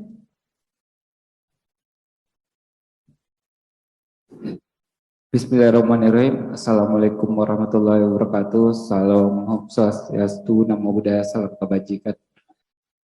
Izin Bung Rocky, Perkenalkan, nama Muhammad Fajri, saya salah satu mahasiswa di salah satu universitas di Padang. Mungkin Bung Rocky bukan orang Sumbar, tapi kita sama-sama tahu bahwa Sumbar selalu memposisikan dirinya sebagai oposisi, sama dengan hal yang selalu Bung Rocky lakukan. Jadi secara tidak langsung Bung Rocky hari ini pulang kampung gitu. Kita keluarga yang tak serahim, kira-kira seperti itu. Jadi penyampaian atau pemaparan Bung Rocky tadi terkait Indonesia darurat politik, mungkin ada hal yang menarik yang ingin saya pertanyakan. Perihal threshold yang tadi Bung Rocky sampaikan, bahwa threshold itu dipasang untuk mencegah sesuatu keinginan rakyat dalam konteks seperti itu gitu. Jadi kepentingan negara sepenuhnya dikuasai oleh oligarki. Kira-kira gambarannya seperti itu. Jadi yang pertanyaan yang muncul di kepala saya, jika seandainya threshold dihilangkan di Indonesia dan memungkinkan seluruh publik atau seluruh masyarakat sipil mengakses kekuasaan yang sama, kemungkinan akan ada begitu banyak yang akan punya ambisi untuk menjadi presiden. Jadi pertanyaannya, apakah itu memungkinkan terjadi di Indonesia? Itu pertanyaan saya yang pertama. Yang kedua, semisalkan itu terjadi, ya kita sama-sama tahu bahwa masing-masing kita pasti punya tolak ukur. Apakah kita mampu untuk mencapai kekuasaan? Dengan sendirinya alam pikiran kita akan sabar untuk mengukur itu gitu. Tapi kita juga harus mengetahui terlalu banyak kepentingan dan titipan itu memungkinkan untuk semua kita mencalonkan. Jadi seandainya itu diterapkan di Indonesia, apakah itu tidak akan mengganggu kehidupan sosial kita? Itu pertanyaan saya yang kedua. Yang ketiga, mungkin yang terakhir, ada yang menarik juga bagi saya, perihal masalah politik. Kita sama-sama tahu juga bahwa politik menguasai seluruh aspek, bahkan aspek sosial, hukum dan yang lainnya gitu. Langsung ke pertanyaannya aja. Baik, mungkin yang jadi pertanyaan, politik digantungkan atau bergantung kepada ekonomi. Jika seandainya threshold dihilangkan, apakah tidak akan mengganggu ekonomi? Sampai. Oke, baik. Langsung dijawab ya, Bung. Oke, saya selalu dapat pertanyaan semacam itu dari orang yang cemas melihat potensi kita buat bertumbuh gitu. Jadi kalau saya putar logikanya, oke, saya juga merasa bahwa itu nggak mungkin.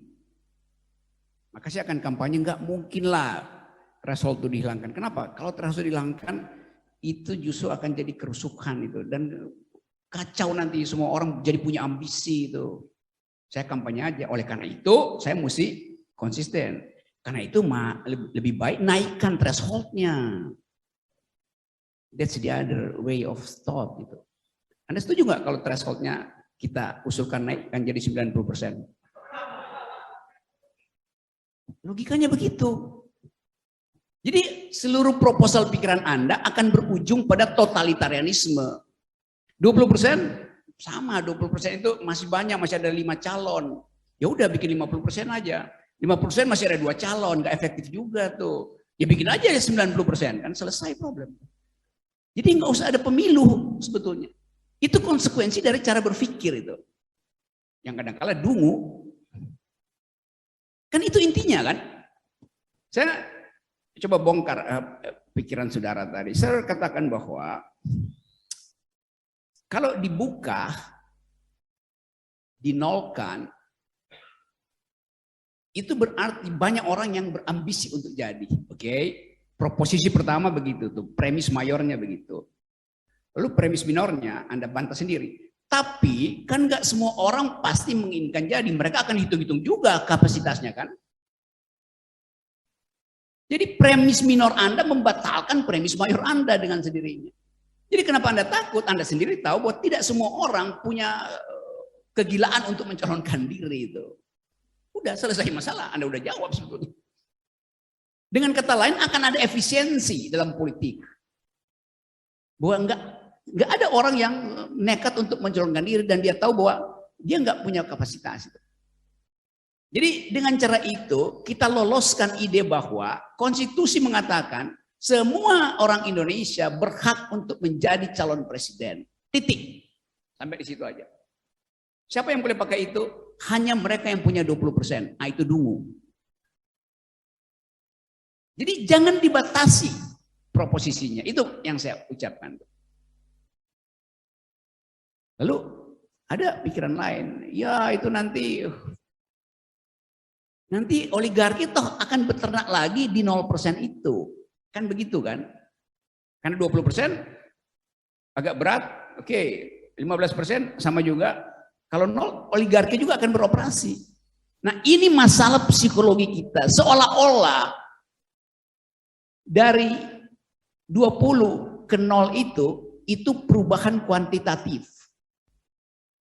Padahal itu perubahan kualitatif. Bukan dari 20 ke 0, dari ada ke tidak ada. Itu prinsip demokrasinya. Nangkep enggak poin itu ya?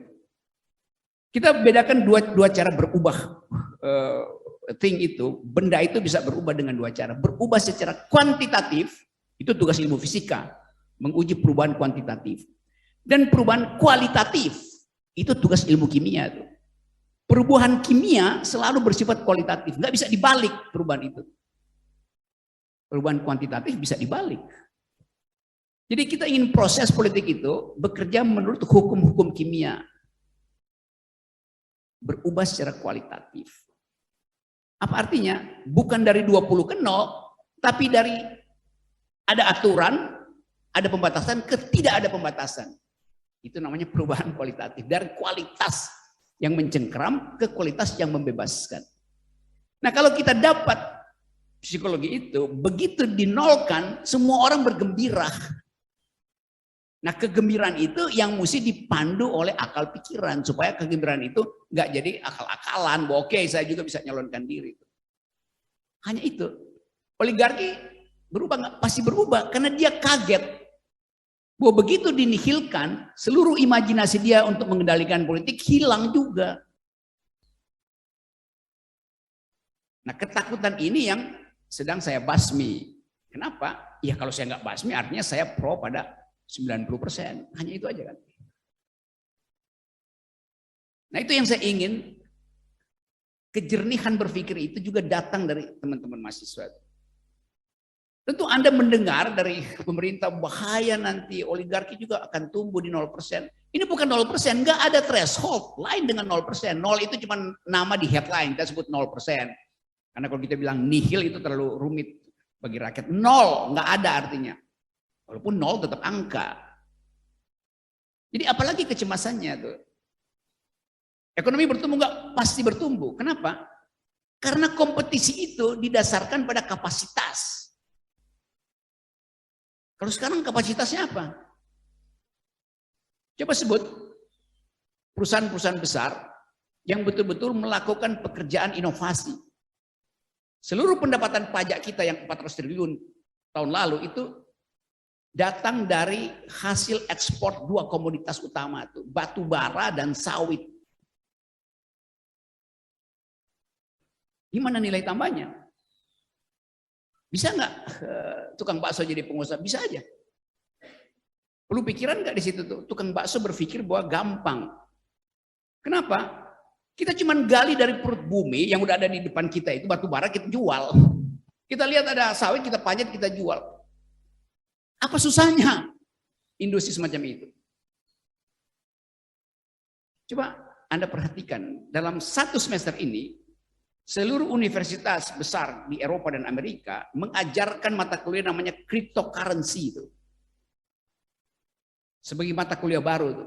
Karena orang membayangkan bahwa energi fosil segala macam ini, ekstraktif industri akan punah. Orang pergi pada startup teknologi yang mesti diatur bukan dengan uang yang kita lihat atau industri yang kita lihat, tapi ada cryptocurrency dalam cryptoteknologi itu. Nah itu yang kita bayangkan ke depan. Jadi kalau Anda bayangkan bahwa nanti ke depan itu yang akan menguasai Indonesia masih juga para pemilik tambang dan para pemilik kebun. Enggak begitu. Kecemasan kita mereka pasti akan investasi, tapi ini industri-industri yang pasti lenyap. Hanya karena perang aja lalu orang balik lagi pada batu bara. Karena gasnya terhalang. Tapi 2 jam lalu saya baca berita bahwa Rusia tidak menghalangi gas akhirnya. Karena Rusia juga perlu dolar. Gas Rusia itu akhirnya masuk lagi ke Eropa. Amerika memproduksi lagi gas. Nah, itu maksud saya supaya kecemasan kita itu mesti di backup dengan analisis data yang banyak. Supaya kita nggak sekedar takut ada perubahan. Nanti bagaimana ya? Kan kita nggak membayangkan kalau 2024 teman-teman yang lulus dari fakultas ekonomi, dari fakultas teknik segala macam jadi pekerja tambang lagi. Kita mesti membayangkan ada ekonomi baru yang setiap hari diberitakan di luar negeri, new economy. Yang basisnya adalah teknologi. Nah, di situ terjadi persaingan antara kecerdasan. Jadi sekali lagi, mencemaskan perubahan itu bukan watak generasi baru.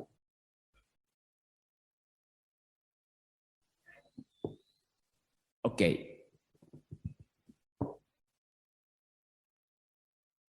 Selanjutnya Bapak paling ujung. Yang ujung. Iya.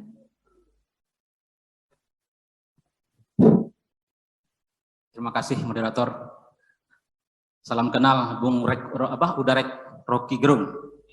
Saya Mesrawiman, dosen FAI. Oke, langsung saja karena waktu. Saya dihadapkan dengan gagasan-gagasan keilmuan dalam melihat politik. Namun ada yang tidak saya pahami, Bung. Ada ketidaksinkronan logika. Orang politik boleh berbohong, tapi tidak boleh salah. Ilmuwan tidak boleh berbohong, boleh salah. Sehingga idiom-idiom keilmuan yang Bung sampaikan untuk penyelesaian bangsa ini, yang sekarang digunakan istilah darurat pikiran, yang mewarnai hari ini adalah Indonesia darurat pikiran, bukan darurat politik. Namun yang jadi persoalan, pikiran yang mana untuk menyelesaikan persoalan ini? Karena rata-rata setiap hakikat dan kualitas itu berubah dalam ilmu pengetahuan. Itu problemnya, dokter. Mungkin itu komen saya terkait dengan uraian Bung Rocky Gerung terhadap Indonesia darurat politik ini. Terima kasih.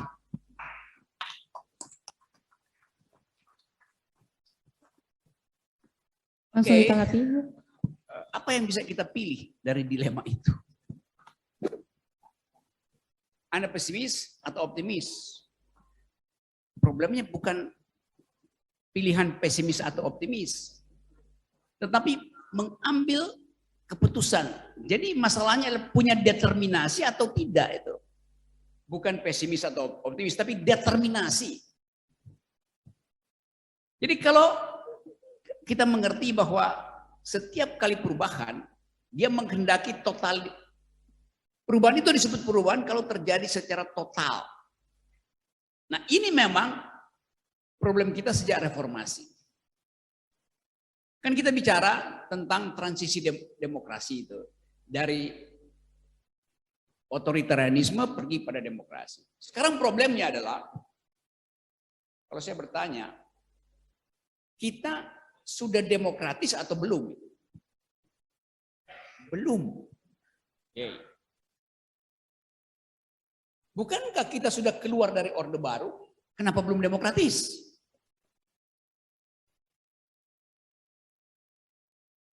Selamat datang uni-uni kecil.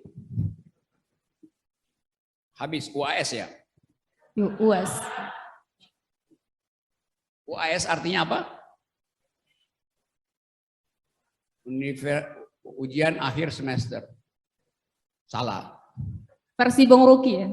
UAS itu artinya Universitas Akal Sehat.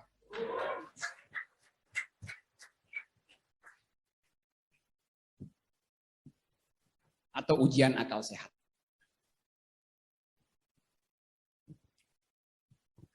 Saya balik tadi ya, sampai di mana tadi? Problem kita mendefinisikan kita demokratis sudah atau belum. Belum. Kita sudah keluar dari Orde Baru sudah atau belum? Oke. Nah di situ problem kita. Kita ragu buat mendefinisikan itu. Waktu kita pakai teori transisi demokrasi, transisi artinya ada dua langkah. Langkah keluar dari dan langkah masuk ke. Kan itu namanya transisi kan? Keluar dari Orde Baru dan masuk ke reformasi. Dua langkah. Kita baru keluar dari dan belum masuk ke. Itu masalahnya. Belum move on dari mantan. Itu kira-kira. Jadi kita masih ada di halaman Orde Baru. Udah keluar dari rumahnya, tapi masih ada di halaman. Kita ragu untuk nyebrang ke rumah demokrasi itu. Itu problem psikologisnya begitu. Ragu untuk mengatakan bahwa kita memang ingin demokrasi. Keraguan itu yang tadi dicemaskan oleh beberapa teman yang merasa bahwa oh janganlah masuk 20% biarin aja dah. Loh itu rumah Orde Baru 20% itu. Rumah oligarki itu. Ngapain?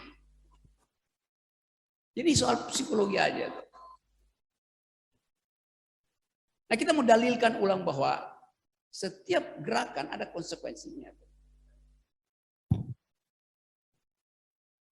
Sekarang dihitung misalnya banyak orang yang akhirnya ingin balik pada Orde Baru. Karena menganggap di situ ada kepastian pangan. Walaupun ada stabilitas politik yang mengancam hak asasi manusia. Tapi akhirnya orang berpikir balik ke situ. Kan kita nggak mungkin balik ke situ. Balik pada sistem MPR, yang nggak bisa dong. Karena sistem MPR itu bukan demokrasi itu. Ya tapi itu demokrasi timur, iya tapi itu bukan demokrasi. Karena kita akhirnya dalam sistem MPR, kita menyerahkan kedaulatan rakyat pada 500 orang. Nah, itu bahayanya. Kita nggak boleh menyerahkan kedaulatan rakyat. Kita hanya menitipkan kepentingan rakyat, bukan kedaulatan. Kalau saya serahkan kedaulatan saya habis sebagai rakyat. Apa hak saya untuk menarik kembali mandatnya? Kalau kedaulatan saya udah nggak ada. Hanya orang yang berdaulat yang mampu untuk menarik kembali mandat. Itu yang nggak bisa terjadi di sistem MPR. Karena MPR akan jadi blok sendiri dengan kepentingan sendiri. Putus dari hak rakyat untuk mengontrol. Jadi mesti dipikirkan secara cermat. Saya mengerti bahwa kebanyakan purnawirawan karena jengkel dengan keadaan. Udah balik aja ke Undang-Undang 45. Itu presiden gak usah dipilih. Ditetapkan aja di MPR tuh. Oligarki senang. Karena lebih mudah. MPR cuma 500. Ngeluarin 10M cuma 5T ongkosnya. Jadi presiden. Ekonomi, analisis keekonomian itu juga mesti kita perhatikan. Jadi kalau Anda anggap bahwa ya itu lebih efisien, oh ya itu kita diintai juga oleh oligarki. Berapa sih 500 orang dikasih 10M satu kan udah 500 orang kasih 10M kan cuma 5 triliun. Apakah kita perlu 500 orang untuk jadi presiden? Enggak. Cukup 250 orang. Jadi cuma 2,5 triliun, lebih murah lagi itu. Jadi itu yang saya sebut kalkulasi rasional supaya kita hadapi langsung problem ini dengan langkah yang radikal, yaitu minta agar supaya threshold itu ditiadakan supaya kita lega bahwa kita punya hak yang sama dengan orang yang disurvei itu, bukan cuma yang disurvei aja yang berhak, padahal yang disurvei itu digaji oleh mereka yang punya uang. Jadi ini yang saya sebut tadi, kejernihan moral ini harus kita ucapkan, dan mengucapkan itu butuh keberanian intelektual. Sialnya kampus negeri itu nggak mungkin lagi ngundang saya bicara tuh. Dilarang.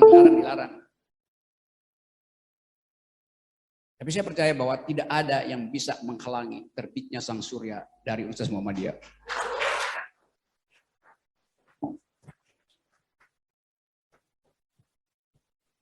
Selanjutnya silakan. Wah bingung nih saya milihnya Bung. Saya mau perempuan dulu ya.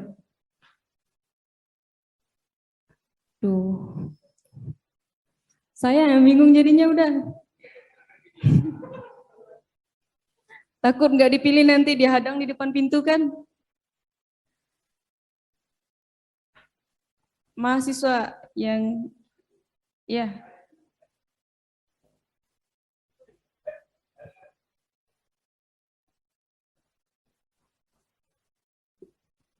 Silakan sebut nama dan juga asal.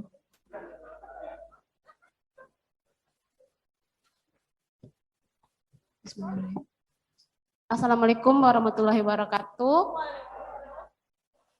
Nama saya Hafsa Astuti BN. Saya dari Fakultas Ilmu Sosial dan Ilmu Politik di UM Sumatera Barat. Saya ingin bertanya, menurut pandangan Bung Rocky sendiri sebagai pengamat politik ya, bagaimana sistem pemerintahan di Indonesia saat ini kita ubah menjadi sistem parlementer? Rasa itu cuma.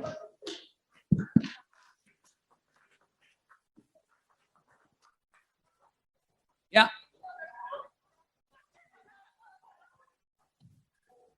Tanpa dia memberitahu alasannya, saya setuju.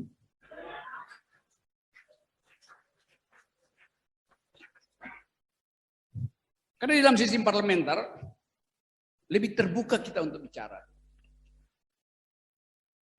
Dan kita pernah punya pengalaman dengan sistem itu di awal pemilu. Ketika orang Minang memimpin Republik ini, Sultan Syahrir jadi Perdana Menteri, itu sistem parlementer. Jadi ada preteks di situ.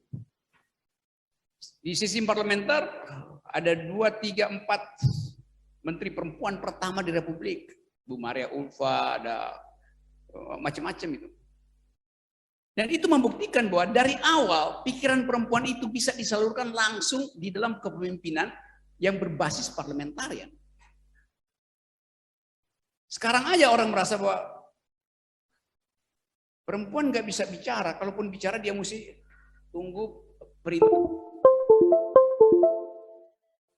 Surat izin dari tanda 3 periode.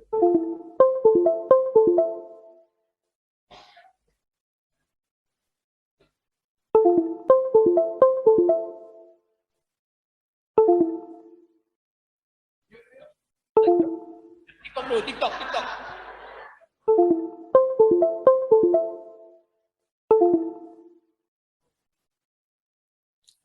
Mohon maaf kepada peserta yang hadir karena ada kesalahan teknis.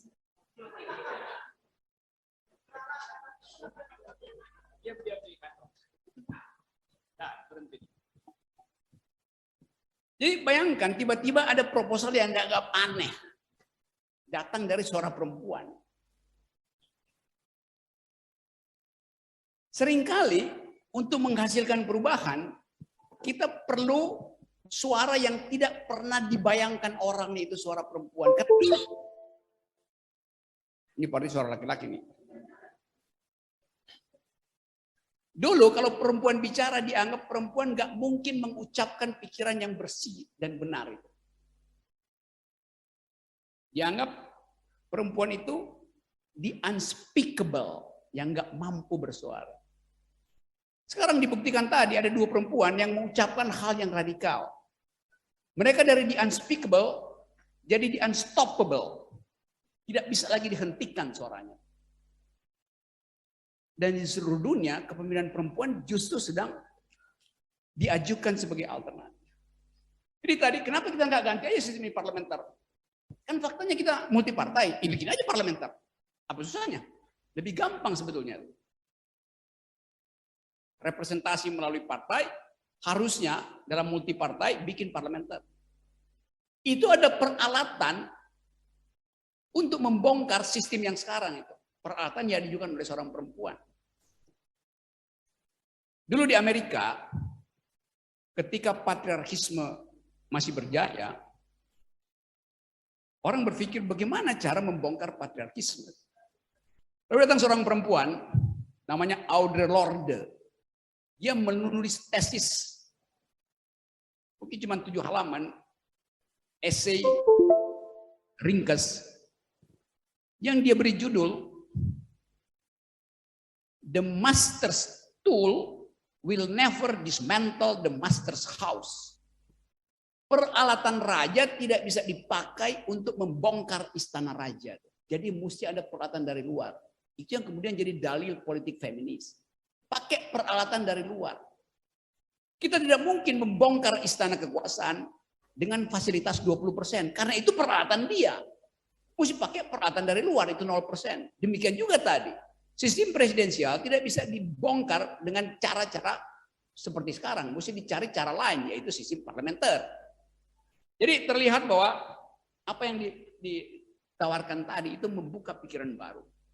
Wah, sangat mungkin. Kita bisa lanjutkan. Bikin aja negara seperti Amerika, sistem negara bagian itu.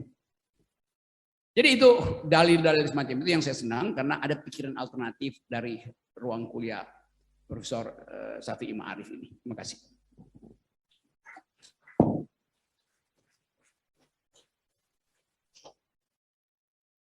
Karena waktu menunjukkan 11.50, mungkin saya batasi satu orang lagi penanya.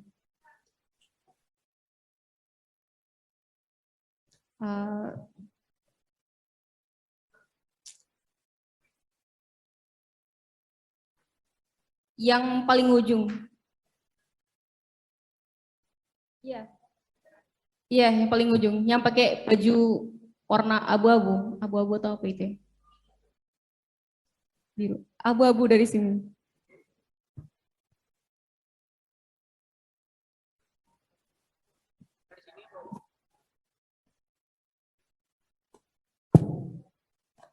Langsung singkat saja ya, udah ke pertanyaannya. Baik, Assalamualaikum warahmatullahi wabarakatuh. Perkenalkan saya Muhammad Farid dari UIN Muhammadiyah Padang. Saya ingin bertanya, udah Presiden akal sehat. Pertama tentang bonus demografi. Nah, kita sering menggaungkan bonus demografi. Pertanyaannya adalah, apakah bonus demografi itu dipersiapkan atau hanya natural untuk timbul dengan sendirinya gitu?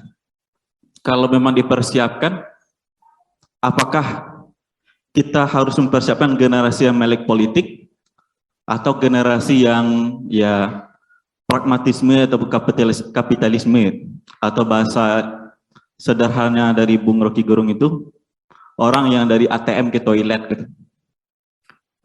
Itu pertanyaan pertama. Yang kedua, tentang muda melek politik. Sekarang maraknya partai politik menggaungkan muda melek politik. Dengan ya embel-embel gabunglah bersama kami seperti itu. Apakah seorang pemuda ataupun mahasiswa harus bergabung dengan partai politik atau hanya menjadi pengamat politik atau sebagai konsultan politik saja?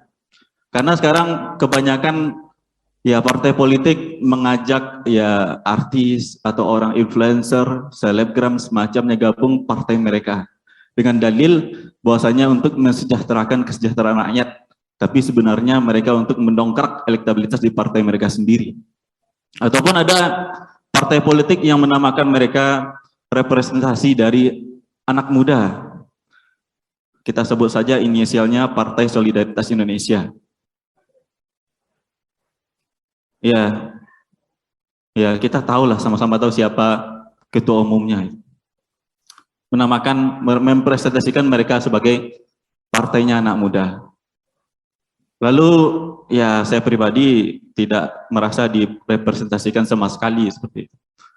Apakah seorang anak muda seperti kami ini ataupun masih harus masuk partai politik? Itu inti pertanyaan dari saya. Terima kasih.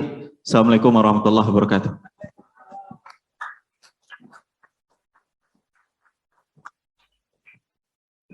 Oke, sekaligus saya rangkum kuliah hari ini supaya kita berakhir pas jam 12. Kita harus tepat waktu, jangan perpanjang jam, apalagi perpanjang kekuasaan. Buruk. Memang pertanyaan intinya adalah, bisa enggak politik ini diasuh oleh generasi baru? Memang harus begitu. Jadi kalau ditanya harus masuk partai kalau mau mengubah, tetapi kita kasih kualifikasi. Mana partai yang pro 0%? Kalau nggak ada, ya ikut saya aja LBP. Partai LBP, Liga Boikot Pemilu. Jadi prinsipnya sederhana, bahwa keinginan kita untuk mengubah kultur politik hanya melalui fasilitas yang disediakan oleh konstitusi, peralatannya partai politik. Tetapi harus dipahami juga bahwa politik tidak boleh terbagi habis di dalam partai politik. Karena itu ada hak untuk golput, ada LSM, ada jurnalis yang tidak bermarkas di partai politik, ada DPD yang tidak bermarkas di partai politik. Jadi prinsip pertama, jangan anggap bahwa satu-satunya alat mengubah negara adalah partai. Tidak. Politik tidak boleh terbagi habis dalam partai politik. Karena itu perlu universitas mengucapkan politik tanpa melalui partai politik. Itu dalil pertama. Yang kedua tadi soal bonus demografi. Dia natural atau dia didesain? Bonus demografi di mana-mana adalah akibat dari desain kebijakan.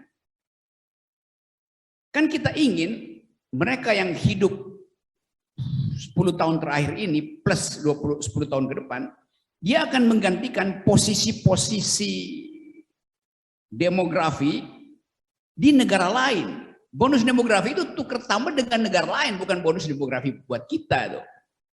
Jadi kalau ada kekosongan tenaga kerja bermutu di Amerika karena gerontologinya naik terus, maka potensi Indonesia untuk mengisi kekurangan tenaga kerja bermutu itu disebut kita mengekspor bonus demografi kita. Yaitu anak muda yang berpendidikan, beretika, dan mampu untuk deal dengan global grammar. Tapi kita akan bersaing dengan bonus demografi di negara lain juga tuh. Filipina, Vietnam misalnya, Korea Selatan. Karena itu mesti didesain supaya kita memenangkan pertandingan bonus demografi. Logikanya begitu. Sekarang Presiden Jokowi selalu mengucapkan kita punya potensi bonus demografi. Oh iya, sebagai retorika iya, tapi faktanya apa? Selama 8 tahun Presiden Jokowi memerintah, jumlah stunting tidak berkurang, bahkan bertambah. Jawa Tengah bahkan meningkat stuntingnya yang dipimpin oleh Ganjar. Stunting artinya kekurangan nutrisi. Jadi bagaimana mungkin ada bonus demografi kalau di usia pembentukan pikiran generasi kita tidak tercukupi nutrisinya, apalagi proteinnya tuh. Dalam formative years 7 ke 12 tahun, kalau anak-anak ini tidak memperoleh surplus protein, maka otaknya akan menyusut 20-25%. Risetnya begitu. Jadi bayangkan yang disebut sebagai potensi bonus demografi justru mengalami stunting, kekurangan gizi. Bagaimana dia bertanding secara akal 20 tahun ke depan dengan Korea Selatan, dengan Singapura, dengan Vietnam.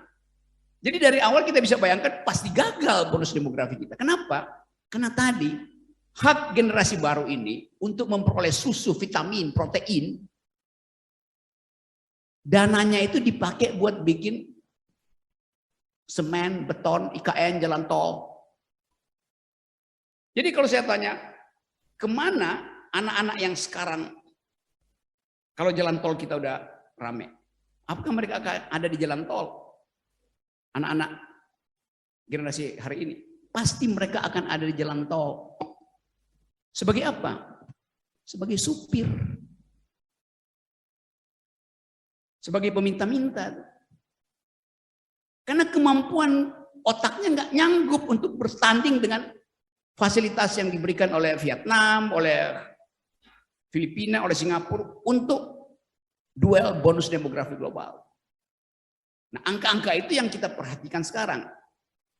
Indonesia menganggarkan 20% anggaran belanjanya untuk pendidikan. Bagus sekali. Vietnam menganggarkan hal yang sama, 20% untuk pendidikan. Bagus sekali. Hasilnya apa?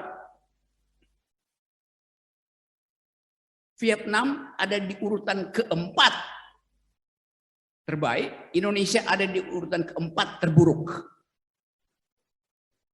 Jadi desainnya kacau, maka ada yang nggak benar. Kalau kita itu sodorkan pada presiden, ya presiden akan bilang iya itu karena ya soal nutrisi. Terus kita bilang iya karena itu. Jangan anak-anak itu disuruh menghafal nama-nama ikan, disuruh makan ikan dong. Gitu soalnya kan. Supaya ada nutrisi pada otak. Tapi pertanyaan berikut, kenapa tidak disubsidi bahwa setiap pagi seluruh anak SD di Indonesia dikasih makan ikan? Nggak ada, dikasih susu. Ada sebagian-sebagian tuh. Tapi kemudian berhenti tuh. Jadi pemerintah tidak berpihak pada otak anak-anak. Itu intinya. Kenapa? Karena pemerintah tidak punya otak. Hanya orang yang punya otak yang akan berpihak pada otak. Dalilnya itu, ringkasnya begitu kalau saya bikin satirnya tuh. Jadi sekali lagi, omongan tentang bonus demografi itu jadi di awang-awang. Dan itu yang sebetulnya diketahui dengan persis oleh Elon Musk. Presiden Jokowi datang ke Elon Musk dengan data bahwa Indonesia bisa memfasilitasi teknologi tinggi. Elon Musk tanya pada stafnya, stunting di Indonesia berapa? 10 juta. Bagaimana mungkin stunting 10 juta mau mengoperasikan teknologi tinggi StarX? Gampang. Jadi kita tahu bahwa begitu Elon Musk pakai kaos ini kita tahu ini dia mulai ada cipta. Tapi akan dipoles bahwa ini akhirnya betul kan investasi dari Elon Musk itu berhenti itu. Kan itu intinya kan. Lain kalau misalnya investor asing melihat Indonesia potensi untuk menghasilkan bonus demografi hebat. Kenapa? Karena jalan pikirannya lebih panjang dari jalan tol. Itu yang dibaca oleh statistik dunia itu. Sama halnya dengan soal ekonomi itu. Mungkin player nasional nggak tahu pergerakan uang kita. Financial market kita lebih banyak tahu player asing. 2 orang pemain financial global yang nongkrong di warung kopi di Orchard Road di Singapura lebih paham tentang arus masuk keluar Indonesia, tentang pergerakan uang di Indonesia, dan dia bisa putar-putar di depan komputer yang kecil itu untuk mengatakan kita beli, kita jual, kita beli, lalu harga dolar itu jadi volatile. Tetapi sekali lagi ini semuanya adalah upaya pemerintah untuk mengalihkan isu bahwa kita perlu bangun ibu kota, karena itu yang akan jadi agenda utama, itu akan diperlihatkan ke dunia bahwa Indonesia punya ibu kota yang keren. Dunia nggak peduli itu, karena dunia 10 tahun lagi nggak perlu ada ibu kota. Dari sekarang millennials itu bekerjanya itu di laptop, di workplace, dari kafe, ngapain ada ibu kota, mau ngapain? Jadi kalau kita lihat keterangan-keterangan pemerintah, tetap ambisi Pak Jokowi bukan soal bonus demografi, tapi IKN. Kalau kita tanya, bagaimana proyek IKN-nya? Oh, bagus betul. Itu akan ada air mancur, jalan-jalannya mulus, ada hutan buatan, ada sinopsis dari segala macam kota di situ. Jadi akan sangat indah gitu. Di mana Anda lihat itu indah? Di laptop Pak Jokowi. Ya pasti di laptop dibikin indah. Tapi mangkraknya juga ada di belakang laptop Pak Jokowi. Jadi semua ditentukan tadi oleh kemampuan kita untuk mendeteksi kebohongan kekuasaan. Dan itu fungsi dari universitas adalah scrutinize. Periksa. Apa yang mesti diperiksa? Kerjanya yang mesti diperiksa. Nah teman-teman, saya kira itu pembicaraan kita, dan saya senang karena ada semangat untuk mempertanyakan, termasuk yang sinis segala macam. Saya anggap bahwa itu semangat untuk mempertanyakan. Dan bertanya adalah fungsi manusia. Manusia yang nggak bertanya itu artinya dia kupingnya itu disumbat oleh 20%, sehingga nggak bisa dengar. Oke, terima kasih. Saya minta maaf kalau